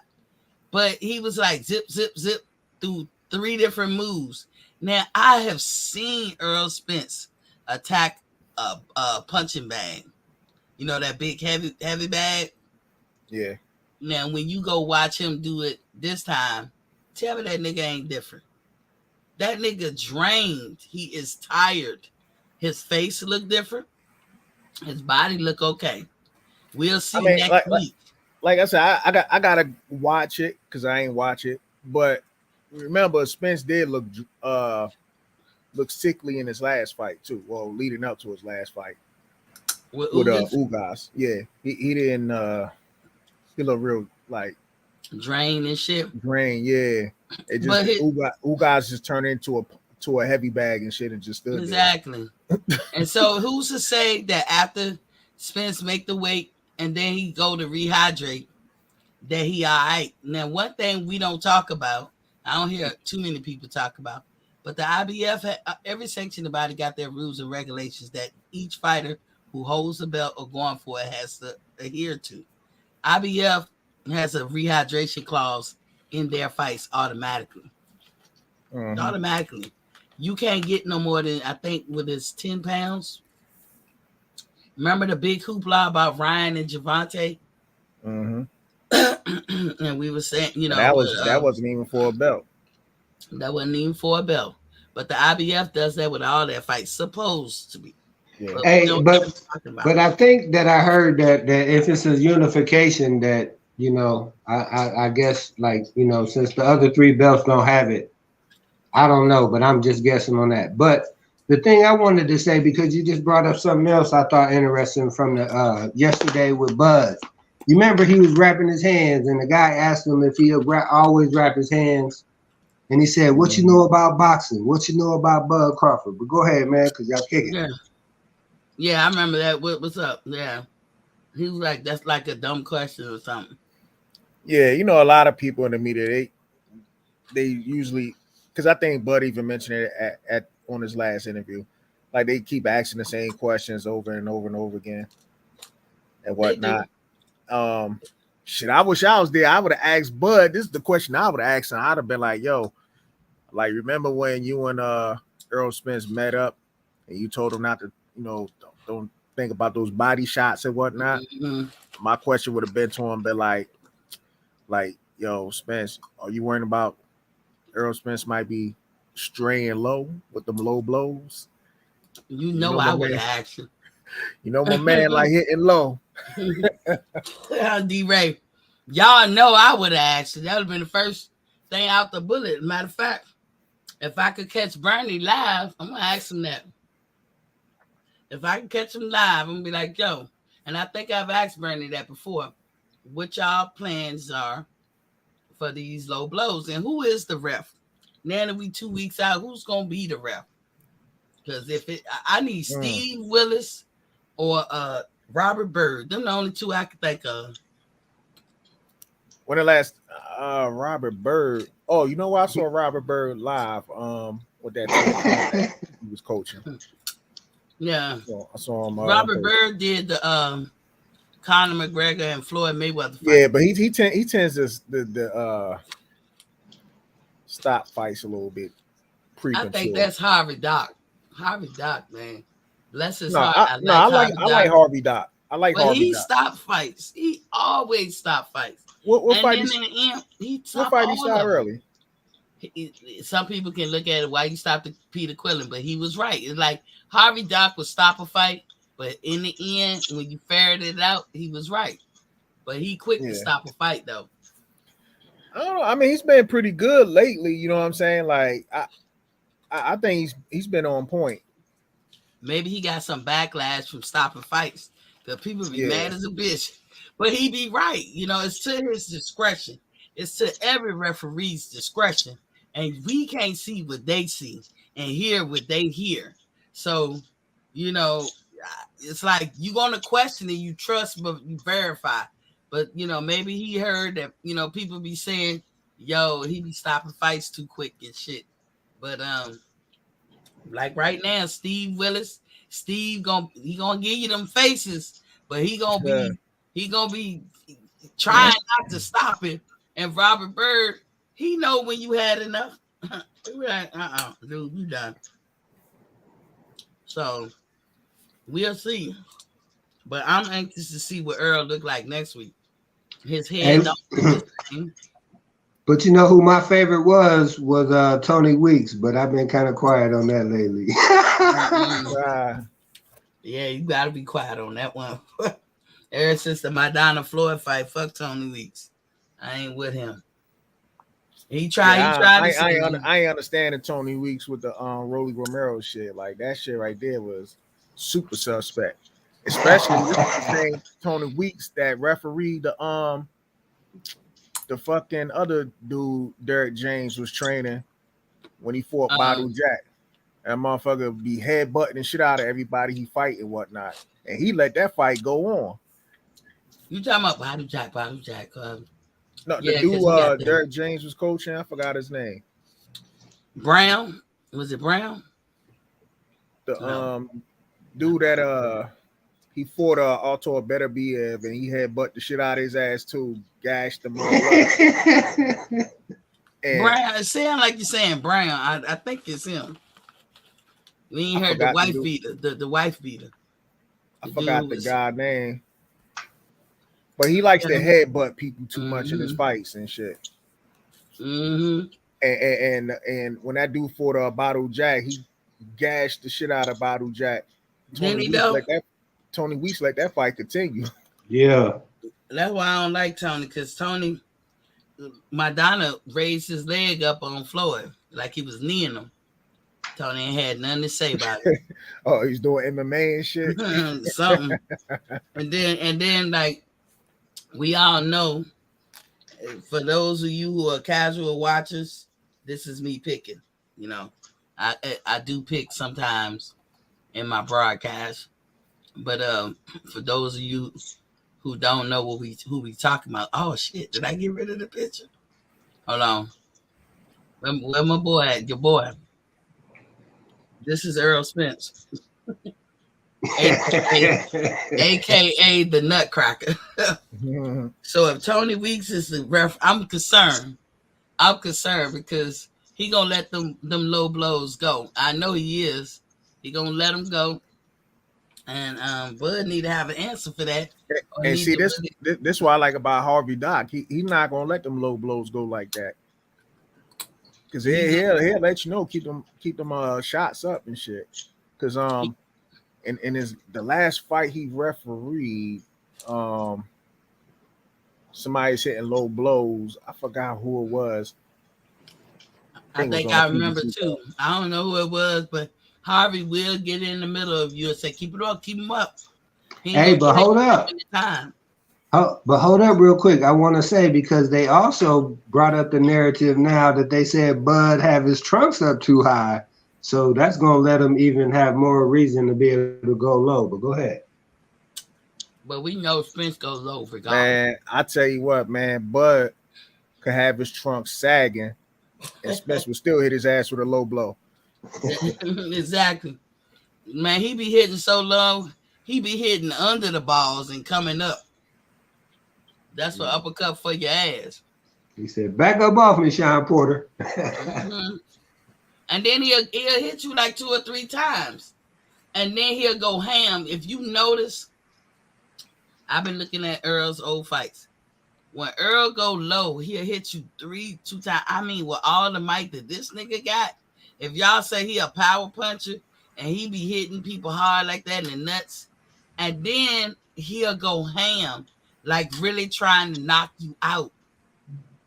If I could say there's one flaw that Spence need to grow out of, and he could, sometimes people take different people longer to grow out of this. Spence cared too much what it looked like. And if I know some of Spence fans gonna say, no, he don't. He cared too much what it looked like. He be off in this popularity like contest or something. He cared too much what it looked like, because why else would he say, when my mouthpiece fell out, I was hoping my teeth, I ain't want to be embarrassed. And can you imagine the memes? When you in a fight, who gives a fuck? Who amongst us? I know all of us have had fights when we was young. I ain't give a fuck what I look like. My whole titty could have came out. I don't give a fuck. And I know that happens a lot with girls. So if I don't want that to happen, and I know it's a potential that I might be fighting, I wear a t-shirt that ain't gonna do that. I come prepared. But if I get caught off guard, as soon as we stop, before the first slick gets thrown, I already say to myself, my titty gonna be out. I don't care.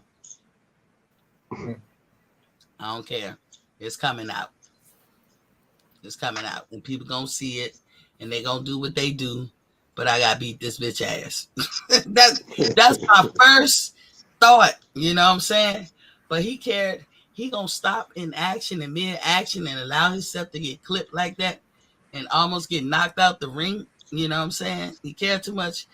It's little stuff like that.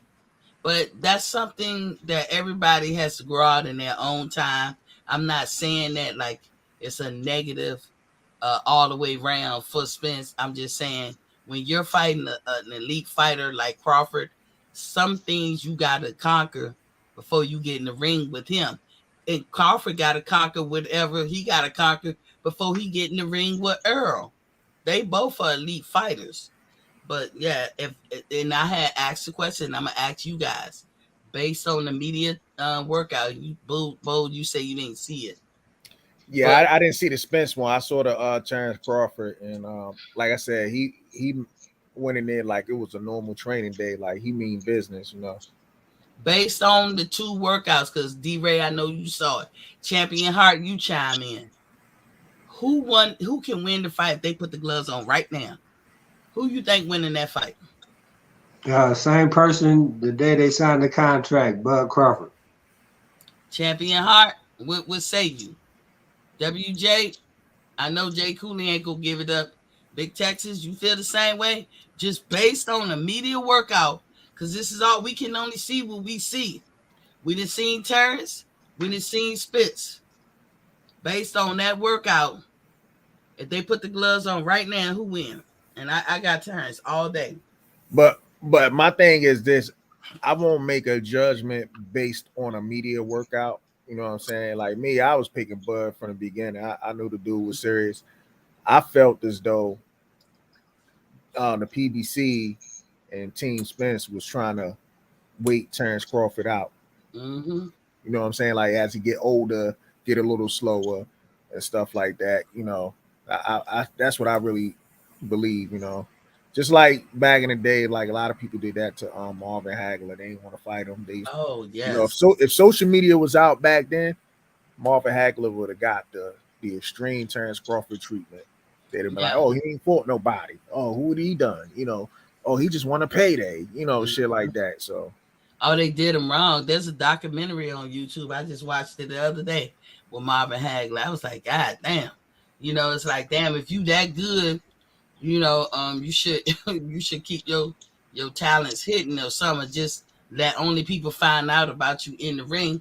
But then how do you get the sparring practice that you need? Like Devin Haney, his dad took him all around the country. And I think, you know, remember that time frame when everybody seemed like they was avoiding him? I was like, man, because y'all took him too much around the country. Everybody know that this nigga can get down. Don't nobody want to fight him. They gonna block him if they could.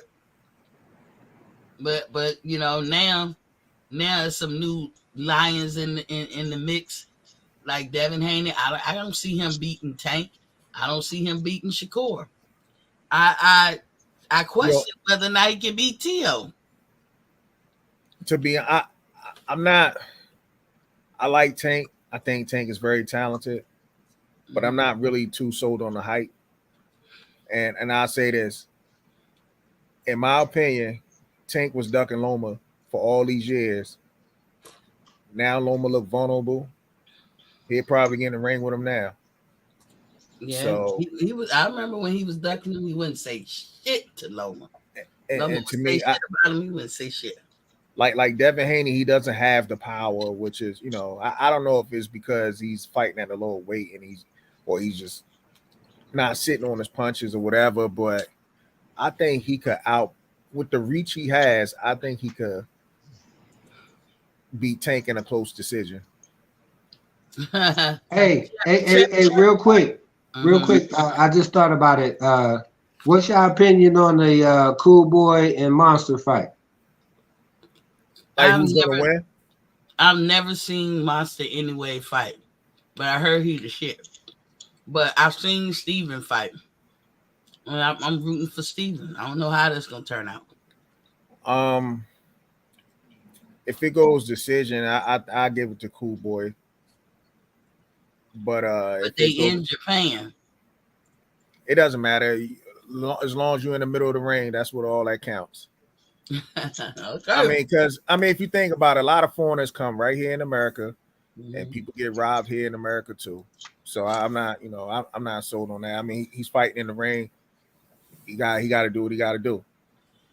Well, from what I saw from my friends that's still over there, they be like, Monster anyway is like Floyd Mayweather in fucking Japan.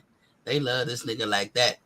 That's their Oh, dude. popularity, yeah. Yeah, popularity. Like, and he, Steven got to convince him, Champion Hart said, yeah, that's crazy. He was self conscious about that, but he wasn't hurt when he got hit. That punch just made him mad. But Champion Hart, I can almost take that last part and say, okay, that punch just made him mad. But that's not the same benefit of the doubt that y'all give Crawford. And so I'm going to have to call what I see. He got hit. He had to be hurt or something because he almost went out the ring. But did it demolish him? No. Did it make him feel like he just wanted to quit at that moment? No. But it was some stank on it because Earl almost went out the ring. Just like when y'all say Egis Kavalaskis knocked Terrence down. We accept that. Well, I'm one of the people that accept that. But Terrence even said, no, he pushed me down.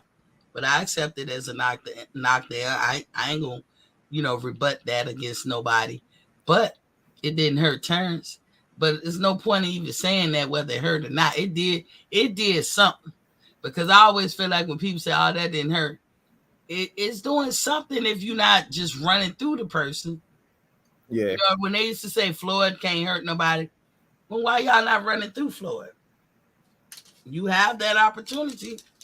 Because I'm going to tell you, if I'm in the ring and somebody pillow fisting me and it ain't hurting, I put out, speaking of when people say Crawford is chinny and he got dropped, he has no chin. I put out a video on addressing this whole chinny thing because a lot of people, right, they like to say Crawford is chinny because he got rocked by Gamboa, right? Mm-hmm. Spence got rocked by Latte, but they ignore that. You know what I'm saying? And then I use an example of that, of a fighter that a lot of people like and question. I say, okay, so is Floyd Mayweather chinny? Like, didn't Floyd Mayweather get rocked 2 times by Shane? Didn't he get rocked by Maidana? Mm-hmm. Didn't he get dropped by Zab Judah, even though it was unofficial? You know what I'm saying? Like, nobody will never say Floyd Mayweather is chinny, but they will say Crawford is chinny because he got rocked by Gamboa. And that shit was like 9 years ago. Like, I don't even understand that shit. But they put unrealistic standards on Crawford. And that's the point that we be arguing about a lot. Champion Hart is in the building. What's popping, King? Hey, my sister, how you doing? I'm good. What you cooked? What you cook for us today? I had done. I may do something tomorrow, but I just dropped a spinach stuffed mozzarella sticks last week, so check that out. Now, somebody who don't like eating spinach, is that shit like that? Where I'm gonna be like disregard the fact that it's spinach and eat that? Yeah, you are gonna disregard it because you got mozzarella cheese in there, you got crab meat in there, so you definitely gonna disregard the spinach. But spinach is good for you. Spinach is good for you. Oh, I eat spinach every day. I drink it. I can't eat it. I have to drink it. I cannot eat it. I don't like spinach. I don't like beets, but so I drink these. I drink the things that I don't like to eat. Oh, okay. Okay. But what you got on there? You talking about something? He stumbled into the ropes.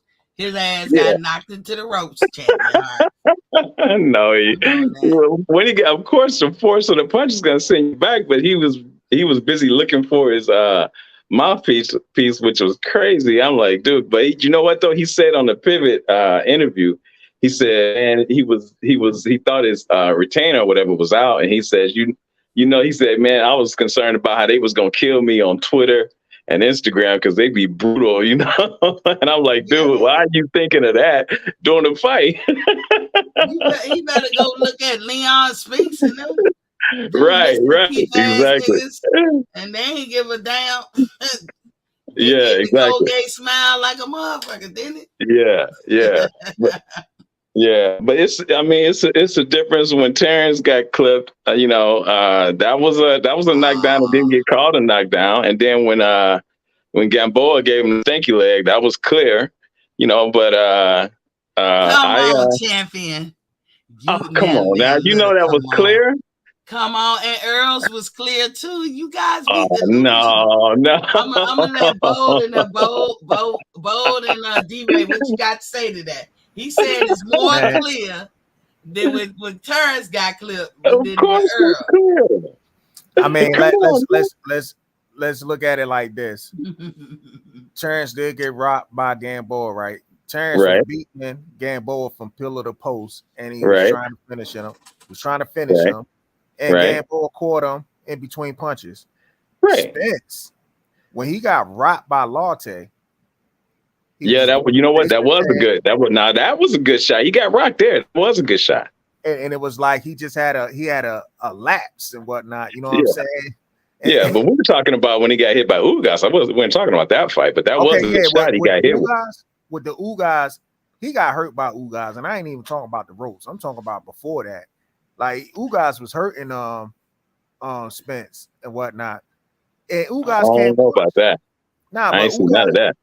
no, I'm saying, but he did hurt Spence a couple of times in that fight. Yeah, And he did. Ugas is not even a puncher.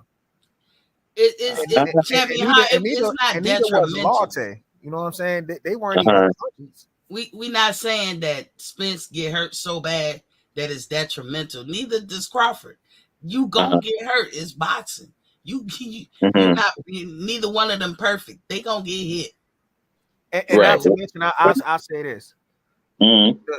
All right, so we say Gamboa, and then even if y'all want to count the Mean Machine, whatever, both Right. of those dudes are punches. Both of those dudes are punches. Fast, twitchy muscles. Gamboa back then had fast, twitchy muscles, and he was, you know what I'm saying, wrecking shit. Right.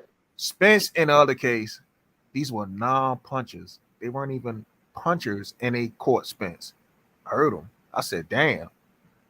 Like, Well, I mean, it's boxing. You're gonna get hit with a good shot. It's boxing. I agree. I mean But that happens. You know. no, I agree with that. But I'm just saying, just when I watch YouTube and I see how people say one guy's chinny and the other one is not, he takes it. But I'm like, hold on. At But no, least the I guy never that they said called. Crawford was penny. No, we No, don't no, think you saying it, not you. champion Oh, high. okay, I'm saying okay. the narrative that I see on YouTube. Wow. You know what I'm Right. saying? It's like, oh, Crawford is chinny. I'm like, oh shit, he got hit by motherfuckers that could really punch. You know what I'm saying?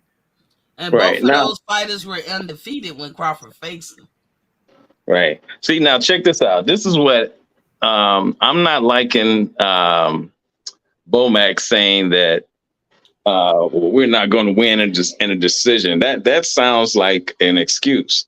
You know, I mean, at first they were saying, "Oh, we're going to knock Spence out." Now all of a sudden, the energy has changed, talking about we're not going to win in a decision. Who Well, no, he talking said- portion you repeat, man?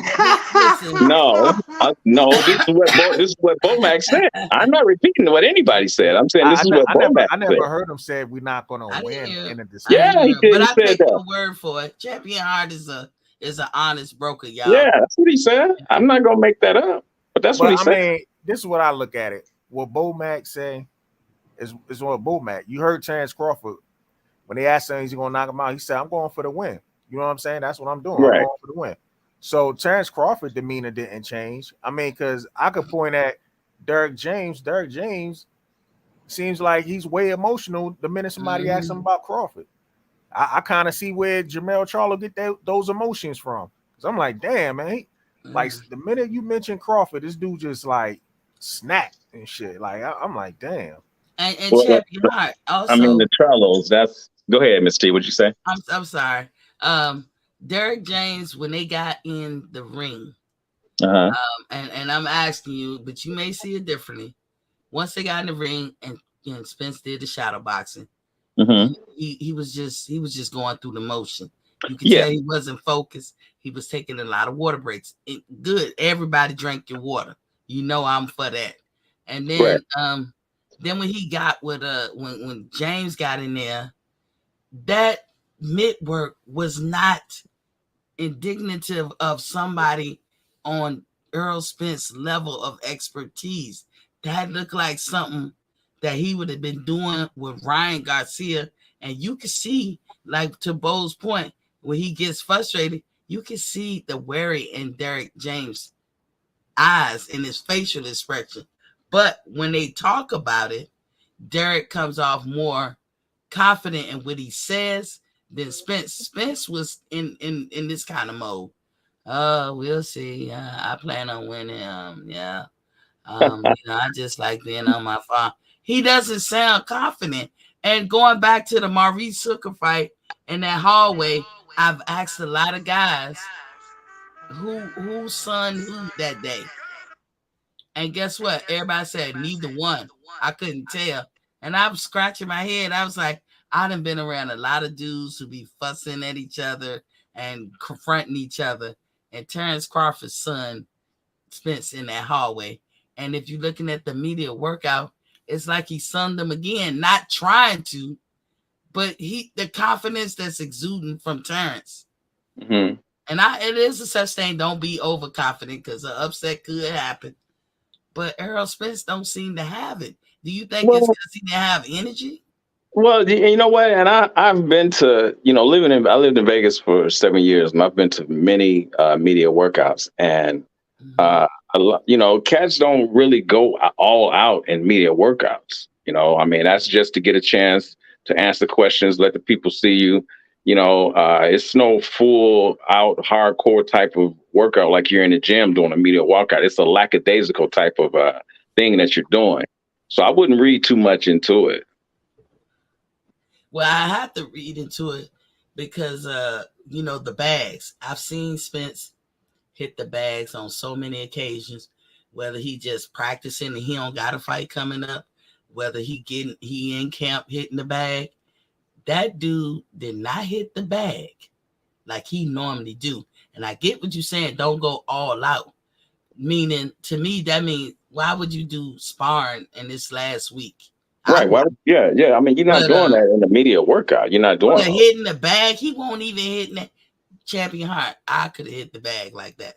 And I'm an old broad. I'm old enough. I'm old enough to have given birth to Errol Spence, but I'd have got my ass whooped. But I'm old enough to have given birth to him. And I'm going to tell you, I'd have hit the bag harder than that. I mean, he wasn't even hitting the mitts. And I said, well, he's tired. And my theory is either he's taking this weight off the right way or he's taking this weight off the wrong way. And but no, he has a nutritionist. So he's taking it off the right way. He has a nutritionist. Is that nutritionist in Vegas with him? I don't think he is. I don't know. I don't think he brought him. Yeah. I think he decided to stay in Vegas on the spur of the moment, which is his right to do. Because he said, I just was figuring if I'm going to come to be here for, what's his name, Frank Martin, for his fight, I might as well just stay here instead of going back and forth. I don't think he took that nutritionist with him. And, when you do don't mean he can't fly him out there. That's true. But your face don't change, Champion Heart. I mean, food and nutrition. Your facial structure don't change when you eating right. It just don't. Even if you drop it, because we know that if you go completely vegan, you can drop 20 pounds in a week. Easy. For those of you who might not know that, you can do that. If you went complete vegan for a whole week, no cheating, you could drop 20 pounds. But it'll never, ever change your facial structure and disproportion of your face. And his has changed. Right. Well, I think it depends on genetics too when it comes to that. Yeah. Nah. Because I mean, if you think about it, when you lose weight in general, the first thing that's going to go is your face anywhere. I don't think the rest of your body's affected. Right. Yeah, I don't think the weight drain is the issue at all. I mean, if there were reports to him passing out, then I'd be like, okay, then we have an issue. But I can remember when weight training is serious and you have to do it right, and I think he's doing it right. I can remember when Cyborg almost killed herself trying to make 135 to fight what's her name, Ronda Rousey, and Well, shit, Mungia. she, Remember he passed out? yeah, But I'm yeah, sorry. yeah, exactly. So I haven't heard anything like that happening. With Spence, I think he's taking the weight off right, and I think he's going to come in though. Come fight time, he may come in at at 155, 160. I'm thinking. Jared says I'm Yeah. reaching. He said Floyd's He's workout on. looked like patty cake competition. You reaching. Jared, explain how I'm reaching when I say the nigga didn't have no energy. Even Champion Hart can see that. Now, how the fuck am I reaching? I think like you said, I think you reaching too much into it. That's what I was saying. Don't really make a lot out of the media workout. Like I said, I've lived in Vegas. I've been to so many workouts, and a lot of times the guys will do just stuff on the mitts and be sitting around talking. They do very little jump rope. They won't even hit the mitts. They just jump rope. It's just it's not it's not really something to gauge the fighters by when you go to the media workout. Well, I get, and I'm fully on board. I'm sorry, Bo, and I say this right quick. I fully get what y'all saying about they're not gonna go balls to wall in the workout. But when Right. I look at Terrence's workout, which I don't think he did nothing spectacular. I think he did his normal boxing routine. I tell people I was a boxing coach, and I don't think people believe me. And I've been in there with the grown men, but mostly I cater to the children, that start boxing and everything. And I can tell you what the normal everyday routine is what we saw from both of them. You gonna jump rope first. First we make them run, then we make them jump rope, then we give them bag, whatever. Then we do hand mitts and the whole, and so forth and so on. Then you shadow box. Okay, Right. Terrence did a lot of that. He didn't take as many breaks. He seemed cool, collected. He didn't seem that much winded, and he didn't seem like he was trying to zip through it. Now compare and contrast that with Errol today. And I was like, in the interview, I instantly said, because the interview started, then he did the shadow box, then he did the mitt, then he did the bag, and that was it. Right. But when I looked at the interview and I'm looking at his face, when I say flush, if you look at Errol when he ain't trying to cut weight or whatever, Errol face, even on fight night, his face is what it is. It's just flush. Everything, man. He's a well-proportioned guy. Today, he did not look that way in his face. His head on the top looked bigger than down there by his jaws, right? And then when he got in the ring and he did his shadow box, mitt work, and bag work, he zipped through it. He took a lot of breaks to take water. I ain't mad at him for taking a water break, but he was he needed to do that. He was tired. That's the first thing I noticed about him. And I'm telling you, when you taking the weight off, right? And I think you know this, Champion Hart, you don't be lack of energy like that unless you just A, started it, or B, you taking it off wrong. Is that a reach? Well, again, Miss T, we don't know what kind of workout he did prior to the media thing. You know what I'm saying? So yes, he did look tired, but again, we don't know, what kind of workout he was doing before the media thing. Again, the media thing is to really not gauge the fighters, Okay, But I accept that. yeah. That. Hey, I will say this though, just like if Errol Spence come in like 160, he gonna get stripped of that IBF belt. Mm-hmm. He should be getting stripped from all of them. No, I'm saying with that, IBF got that. You talking about the rehydration clause? Yeah. Oh, they got the rehydration clause in there. That's their That's rule the IBF anyway. rule. Yeah. That's their Oh, rule okay. anyway. Now, if they don't adhere to the rule, then they gave him a special favor. But he cannot rehydrate. What is it? 10 pounds? 10 pounds. Oh, okay. Okay. More. Okay. That's anybody. That ain't an Errol Spence thing, y'all. That's anybody. Oh, Right. okay. Okay. So, okay. but it's not big news because all the other we worried about the undisputed. We worried about who gonna win. Nobody's really talking about that there is a rehydration clause even with this fight. But I'm just saying, y'all, when Right. I said if they had to put the gloves on today, I think Errol Spence will be hurt. Uh, Well, but let I me mean, let me give you my take on the fight because I gotta get in the shower. I just got off work, but okay, the floor is it's yours. definitely it's definitely good talking to you. I I got Spence. I got him winning. I'm gonna say late maybe 8-9. Um, I got him winning the fight now. Not saying that Crawford doesn't have a chance. I think what Crawford has to do is to not go in there and stand toe to toe. Crawford has a habit of get my leg back, and I think that would be a bad strategy. Against Spence. I think he's going to have to be patient. He's going to have to do. I think what Porter did with the spinning him. I think he needs to do that and catch him in between punches in order for him to win. But he tries to go in there, and stand with Spence and try and go toe to toe. I just think that's going to be bad strategy. Spence will end up winning easy if he goes that route. I can respect that, but I think that Terrence is not like that. I'm taking them for who they are. Yeah, What I I never respect seen him both do of them. that before. Yeah, what I respect about both of them, when you ask them in so many words, they both said they doing the same thing they always do because they believe their method work. And I always say, do what you did to get you to the dance. Don't change Right, up now. Don't stop pumping weights and shit like Deontay did, bench pressing 350. I'm like, oh, Lord. You know what I'm saying? Don't right, do shit like that. But I would tell you, in looking at his mid work, Derek James teach them. I know coaches like him. The guy I work for at the boxing gym, he's like him. He teach him to be the aggressive one, to be first, to come at you, to take shit. Just right, balls to wall. And Errol Spence, do he get enough time to learn how to do other things? Like you can tell with Crawford's, they teach him how to come forward. They teach him how to fight backwards. They teach him to fight under any circumstance. Spence is still a come forward fighter. And that's what I gauge at his press conference. If we're looking at just a little bit of what he'd been practicing, they did basic boxing drills for this media workout, which, like I said, I agree with y'all.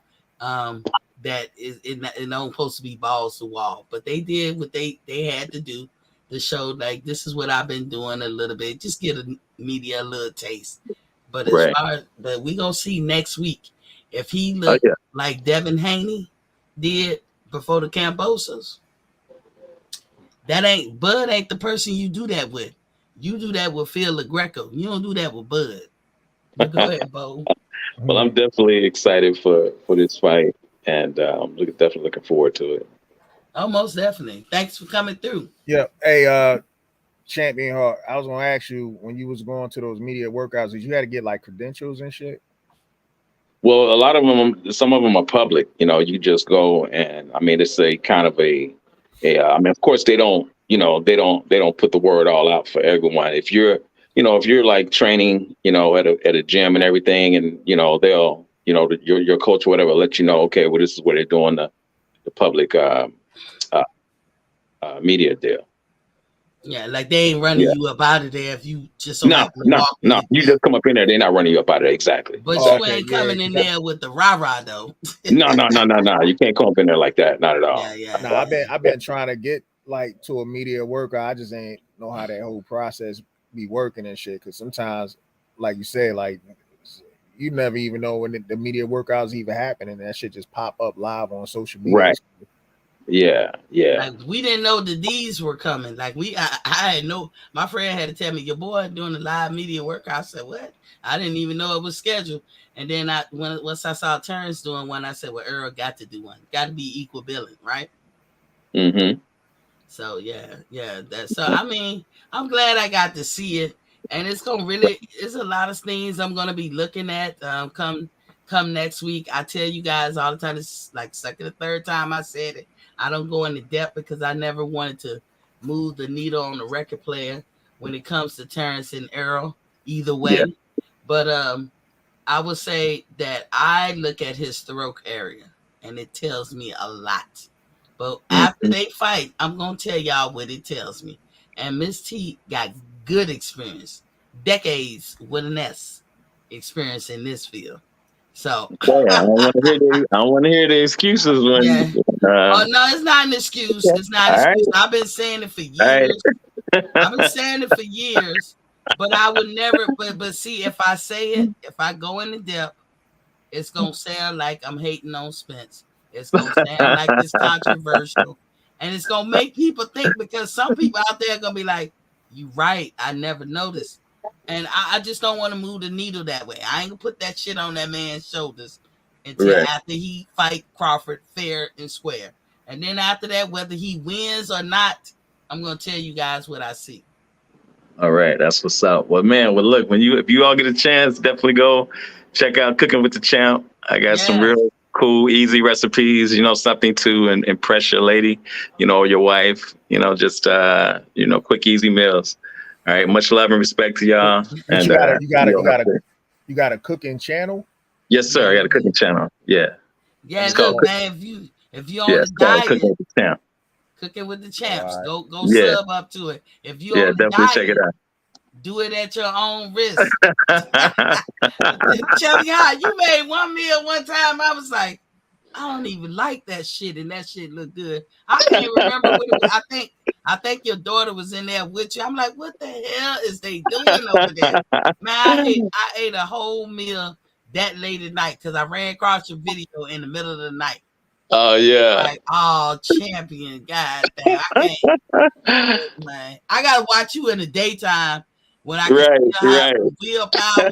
And by the nighttime, nigga, I'm through. I'm like, girl, no energy. I'm Right. I'm, I'm going for broke.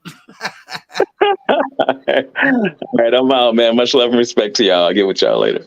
All right, All right. okay. All right, Jerry, now. Jerry up in the building talk about what he talk about.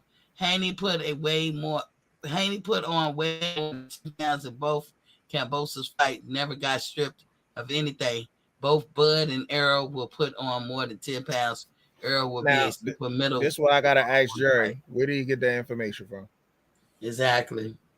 Because Jared it, just say shit out his ass sometimes. yeah, I mean, he said he put way more than 10 pounds, but that motherfucker looked sickly when he fought Cambosis. When he, yeah, and Jared, look, and Jared, we know that people get favoritism. If you want to say that don't happen, look at Canelo. Look at what how he's able to go up and go around the world and do what he want. Ain't nobody threatening him to take his belts. But look what they doing to Devin. If Devin got till tomorrow to make a decision, go up to 140 or stay at 135. Look what they did with Leo Santa Cruz. Who knew that dude was a champion of 126 for them 5 years that he ain't never compete for or did nothing with when he moved up? But yet and still, he still held the belt at 126. So, Jerry, miss me with all that because this didn't happen over here. That we already know there's favoritism. That's the answer to that. It's favoritism in boxing. And sometimes some fighters catch favors, some don't. What you talking about? If the IBF don't do it, they didn't. Then that means they didn't follow their own rules. What you cannot say is that the IBF don't have that as a rule. Now that's what you can't say. Hey, Jerry gonna have to supply the actual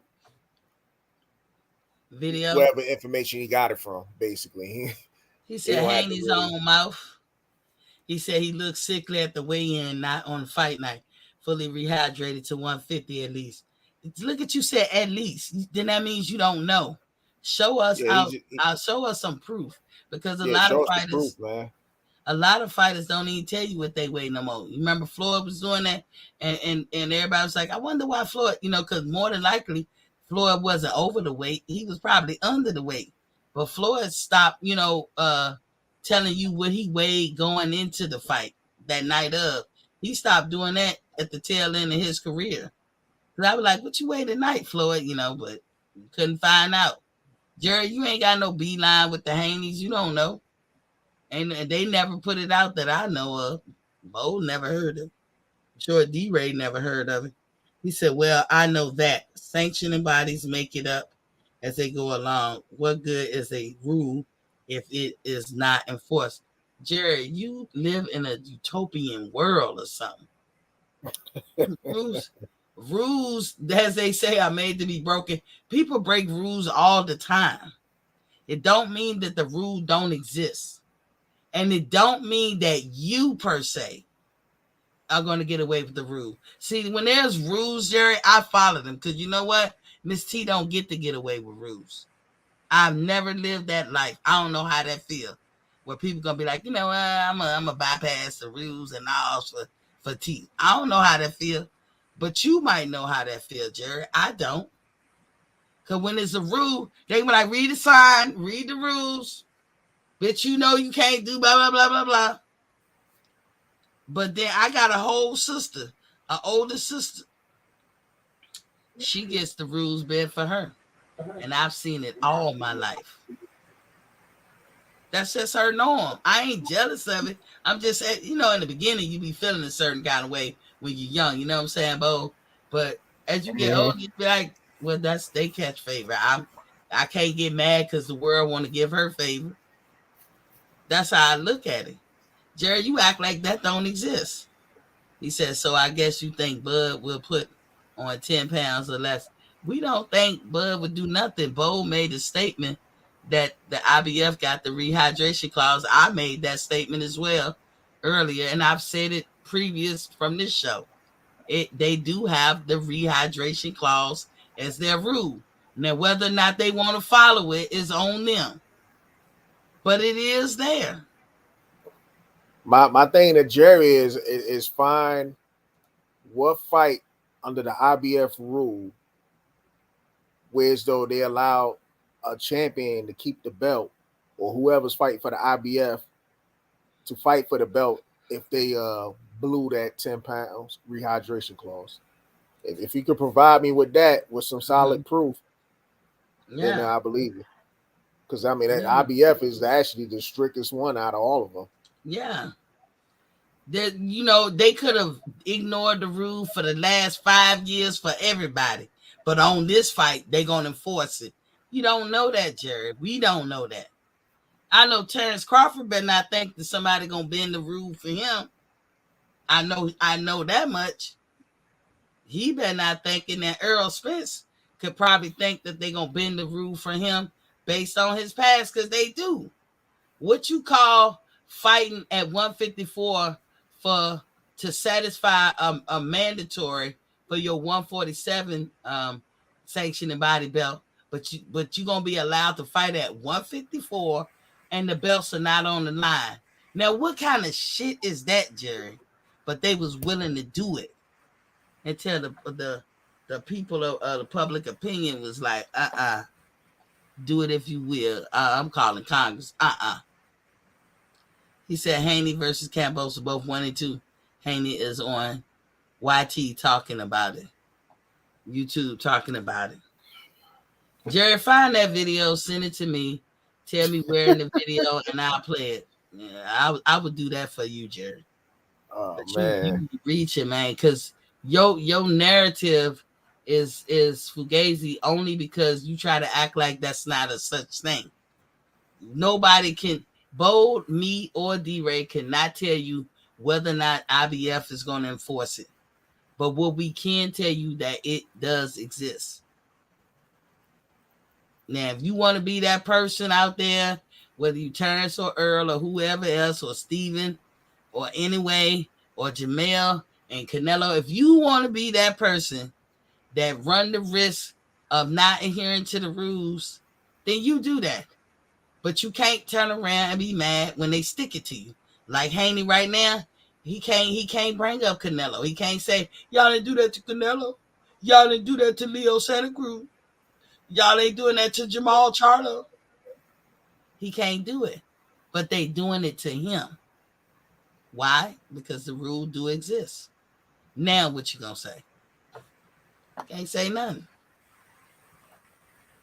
He said, yeah, problem is that never happened. You going on hearsay and assumption. What is hearsay, Jerry? What is hearsay, Jerry? That is a rule in the IBF. What is hearsay? Canelo did go up to fight another champion in another weight class, got his ass beat, and never had to worry about them threatening to take his belt or tell him which one you gonna choose, which weight division. Triple G has done it. Triple G got championship belts at 160, but he been fighting at 168. Leo Santa Cruz was a whole champion and disregarded, and we never even knew it. Was fighting at 130 and was a champion at 126. What you talking about, Jerry? These are facts. These are facts, Jerry. He said, I know it exists, but it means nothing. Yeah, okay, Jerry. Yo, huh. I see Jerry just ain't gonna get it. Spence fighting Thurman at 154, defending 147. It never happened, but you know that they were trying to make that happen. It never happened because the court of public opinion won't having that shit. And you might as well say Spence won't having it because he didn't want to fight. We have to take him at his word. He didn't want to fight Keith Thurman, but his team wanted him to. So whether Spence agreed with his team or not, when you don't chastise and correctify your team, then that means you are complicit. Jared, we have all got ass whoopings for being complicit in some shit. Well, I didn't do that. I ain't had nothing to do with it. But you knew it was happening and you watched and you was complicit. So take this ass whooping too. That's how life is, Jared. But I ain't got nothing else. Bo, you got anything else you want to talk about? Yeah, I can't wait till the fight happen. I'm just waiting on the excuses after Crawford put hands on Spence and shit. I just said Crawford beat Spence. You know the excuse bird's gonna come out. They're gonna say Crawford was in the way too long. And you know it's so funny. Crawford told Errol Spence he's gonna be in the way too long after he beat his ass. That's the excuse. So you know they're gonna use that excuse for Errol Spence and shit. They already And they gonna talk about the car accident and everything else. So you know I'm just waiting for Crawford to prove the doubters wrong. But then again, it is boxing; anything can happen. Mm-hmm. So we don't say over here that Spence can't win. We're just saying that everything go right. Crawford beating him. Yeah, I just think Crawford's gonna win, in my personal opinion. So yo stance, Jerry, right now. Look what Jerry said, y'all. If they were trying, it would have happened. So when you go to the WBC on November 14th and ask them, can you have a fight at 154 when the belts are not on the line, but the sanctioning body still gonna charge you for fighting for them belts or satisfying your mandatory? You're saying that that's not trying? He said they care little about public opinion. If they did, Spencer Crawford would have happened last year. They don't care about public opinion. Yeah, they do, because pressure breaks pipes. The public opinion can put pressure. The public let them know on both sides of the equation. I think that they won't have it. I didn't see too many Spence fans happy about that shit. Some of them were, but they won't like cheering for it and advocating like they advocate everything else. Damn sure Crawford fans won't. And we know that they got a 501c. And if he'd have did that shit, he'd have been breaking all kinds of rules. And you think a nigga like me or anybody else won't call to Congress? Mauricio Suleiman could have been ending the WBC, or it would have been sold to somebody else or something who can handle it, because he would have been breaking all kinds of rules. You can't have people fighting for the same belts in the same division. You have an undisputed champion. His name Jermell Charlo at 154. You can't turn around and charge sanctioning fees for Spence's belts at 154. Come on, Jerry. They tried. You just sounding crazy, man. And I know you know better. But this is what you call a Spence sexual, Bo. Jerry is a Spence sexual. He said, so I guess that IBF has that supposed rule. we can all expect a second something on fight day. Jerry, whether they make them adhere to the rule or not is neither here or there. The rule is there. You Hey, have but check this out. to. Mm-hmm. I apologize for interrupting you, but I just want to say I think his last IBF mandatory was Ochumpo though. So Yeah, that was 5, 6 years ago. So why are we even talking about the IBF? But go ahead. we're just saying that it's not being talked about, but there is that rehydration clause. Yeah, no, and I understand, but I'm saying with Spence on the IBF, I'm not sure that that they the lead dog in this. Like you saying, as long as they getting their fees, they probably going along with it. But real quick, I did want to ask you guys about Nito Donaire. Do you think he has a chance to get his 10th championship? And also, I don't know if you know this or not, but Mark Nash, who was in your chat, I think he's him and their son is doing the walkout music for them. So if you get a chance to hear that song, just Yeah. all right, go ahead. Yeah, Mark Nash is cool with Rachel and Nonito. I'm for Nonito getting another champion. I always liked Nonito. He's he exemplified what I call fairness in boxing. Not like anybody like that. And he got skills.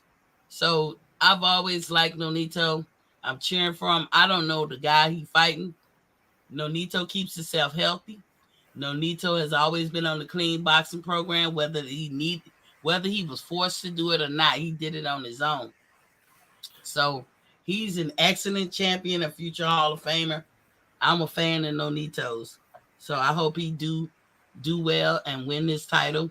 I hope everything he wants in boxing comes true for him. So that's how I see it. And Mark Nash, yeah, he is cool with both of them. So shout out to Mark Nash. I think he's gonna be there. But you got any closing words? I'm gonna read this last statement of Jerry's and then D-Ray your closing words. He said you just capping for Crawford, like you always do, 100%. Jerry, you don't be making sense. The goalposts be moved whenever you talk. You got something to say about that, Bo? Jerry just like to start up shit. He know he And, do. and We still love Jerry over here, even though we secretly think that he's really Bob Arum.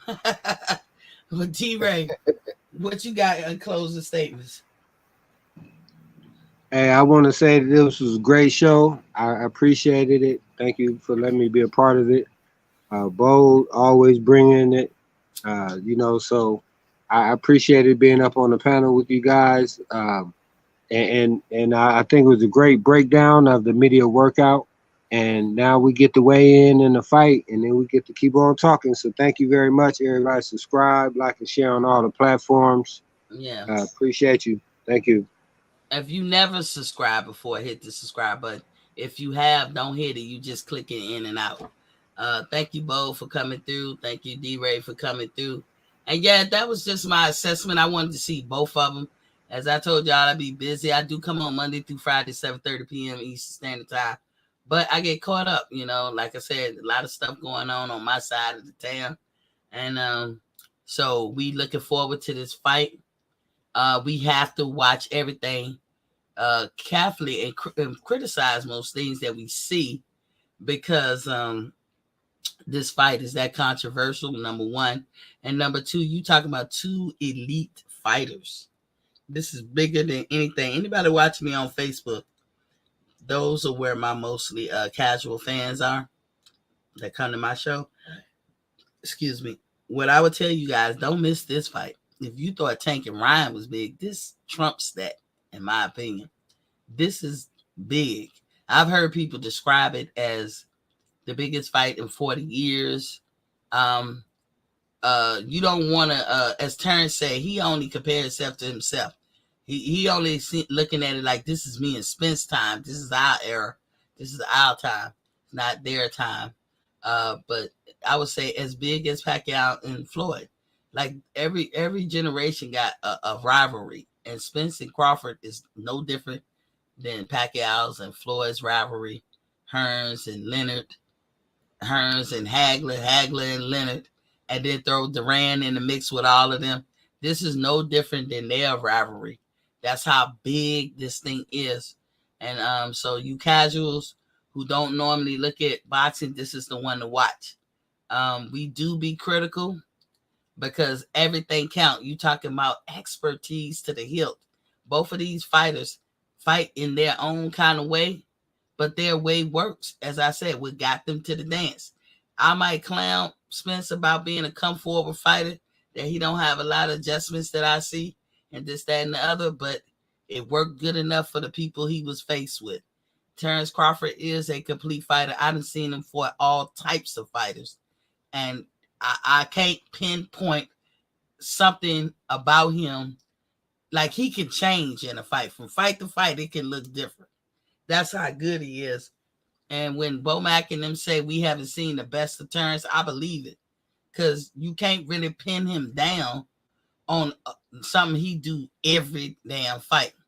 As far as somebody being chinny, this narrative that Terrence is glass, and he spoke to it, and Errol has a shield, that's hogwash. Every fighter can get hit, and every fighter do get hit, and every fighter can be hurt, and every fighter do get hurt. Nobody's perfect, and all we can do as human beings strive to be perfect. But we know if you're a smart human being, you know that there's no such thing. You will never be perfect. You will leave a fight. You can have a perfect shutout game, and you know that you can improve. But if you're looking at the GOAT for us in this era, that would be Floyd. Floyd is 45 years old, still doing exhibition fights and making guys look silly. He done fought them young, close to his age. All of them younger than him, but like closer, like in their 30s or whatever. But he done fought some guys in their 20s. And I'm talking now with these exhibitions, because people who don't want that opportunity to get in the ring with Floyd, he done fought them big. I mean, damn, Logan Paul was damn near 200 pounds getting in there with Floyd. Like, he was up there in weight, and Floyd was still his same self. So when we talk about skills pay the bills, as Terrence said, that's a factual statement. And mind you, here at Boxing Fans Talk TV, I got Crawford winning based on his skill level that I think is well past, surpassed Errol Spence skill level. That's not taken away from Errol.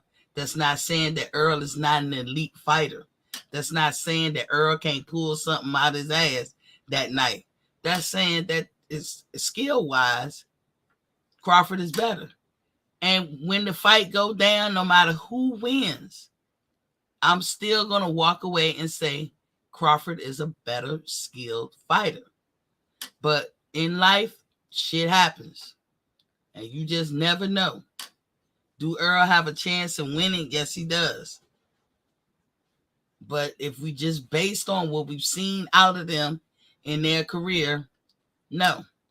And if Errol is struggling real hard to drop this weight, Terrence Crawford is not the fighter that you get in with when you're going through that type of struggle. He's not that type of fighter. Phil LaGreco, maybe. Chris Algieri, maybe. Bundridge. Damn near your whole resume except Kell Brook or Sean Porter. Talking about Errol. Those, the people on his resume, he can be kind of half-assed a little bit with struggling with the weight and all that, and still come out victorious, looking like a monster. But not Crawford. You got to be on point. And I say the same for Crawford.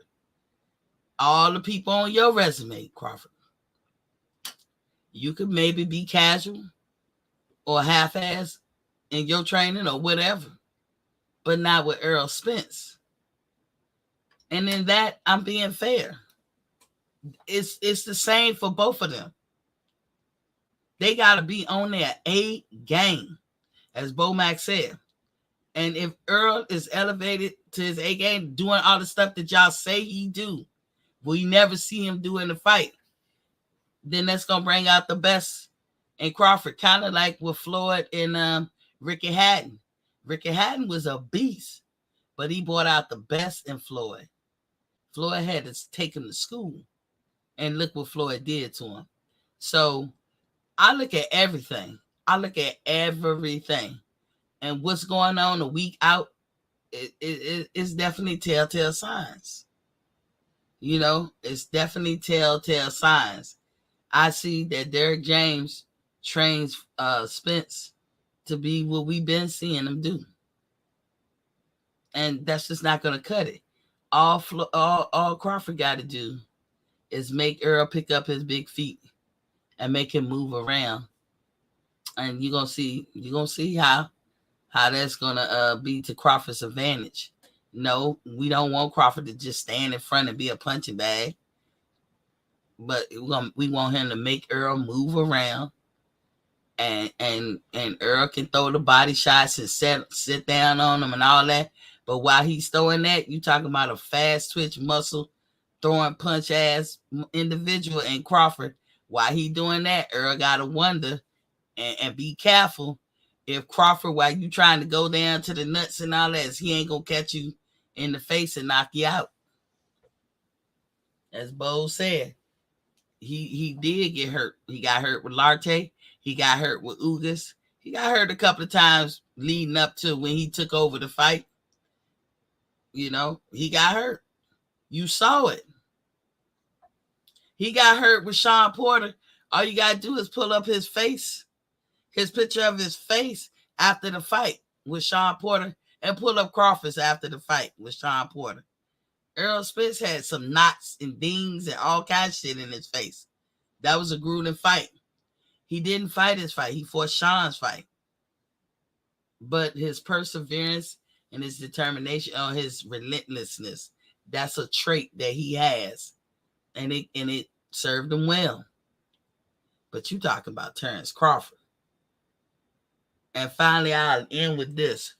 It amazed me how people discredit Terrence, put him down, say he ain't a nobody, he ain't fought nobody, but yet in the same breath, you guys say that this is the biggest test of Errol's life. This is the biggest test of Terrence's life. This fight is that great, and they have that much magnitude that, the whole world watching. This is going to be tough for both of them. But Terrence Crawford is a substandard fighter, according to Spence and Spence fans. And he ain't never fought nobody. But you save him for last, because he was going to be the hardest one you fought. Don't make sense, do it? Can't talk out the side of your neck. Look at Jerry. He said, a rule that is rarely, if ever, enforced, and calling it a rule. And I'm the one not making sense. You're not. You don't have proof that it's not enforced, because that's something we don't really be talking about. The only time we talk about rehydration mostly is when people talk about doing a catch weight, or like in the Tank and Ryan's situation when they won't go for a belt, Jerry. That's when the shit comes up. But in everyday life, it's understood. Don't nobody say nothing. You don't know if they're enforcing it or not. You can't say it. All I can tell you is it's a rule. So they wouldn't make a rule if they ain't want it to be enforced. But they do show favor to some people and turn the other cheek. That's life too. Spence ain't never said, Bud, substandard. You making stuff up. Pure. Dude, Jared, get out of here. If y'all believe that, Spence ain't never, if you're saying Spence ain't never say, Bud Crawford is substandard, just like that, just like what I just repeated, then okay, I rock with you, Jerry. But everything he has said, you can't help believe the conversation saying, he said the boy is substandard. Who he fought? He ain't fought nobody. He ain't never fought nobody like me. He gonna be in the world of trouble. He ain't never fought nobody like me. He can't handle this kind of pressure because he ain't never fought nobody. And all this. What does that say, Jerry? Jerry, please, come on now. Get it together. Get it together. Ask Canelo. He ain't never put on less than 10 pounds in between fights. I just look for the day of the weigh-in. Okay, Jared, whatever. Just like Crawford dropped that lawsuit that you kept claiming. And he told you he didn't. And he told you in recent times he didn't. Go ahead and say I'm lying, because the video is out there. He was either on I want to say it came after $1 Million Worth of Game, or either he was on that show or he was talking to somebody after that show. But that's how recent it was. Whatever, Jared. When you say you ain't nothing and you ain't never fought nobody, what is that? If not substandard. I rest my case. But anyway, thank y'all for joining me. And I guess I can see you tomorrow if we got something to talk about. But to the people on Facebook, y'all make sure y'all go see that fight. Don't sleep on it.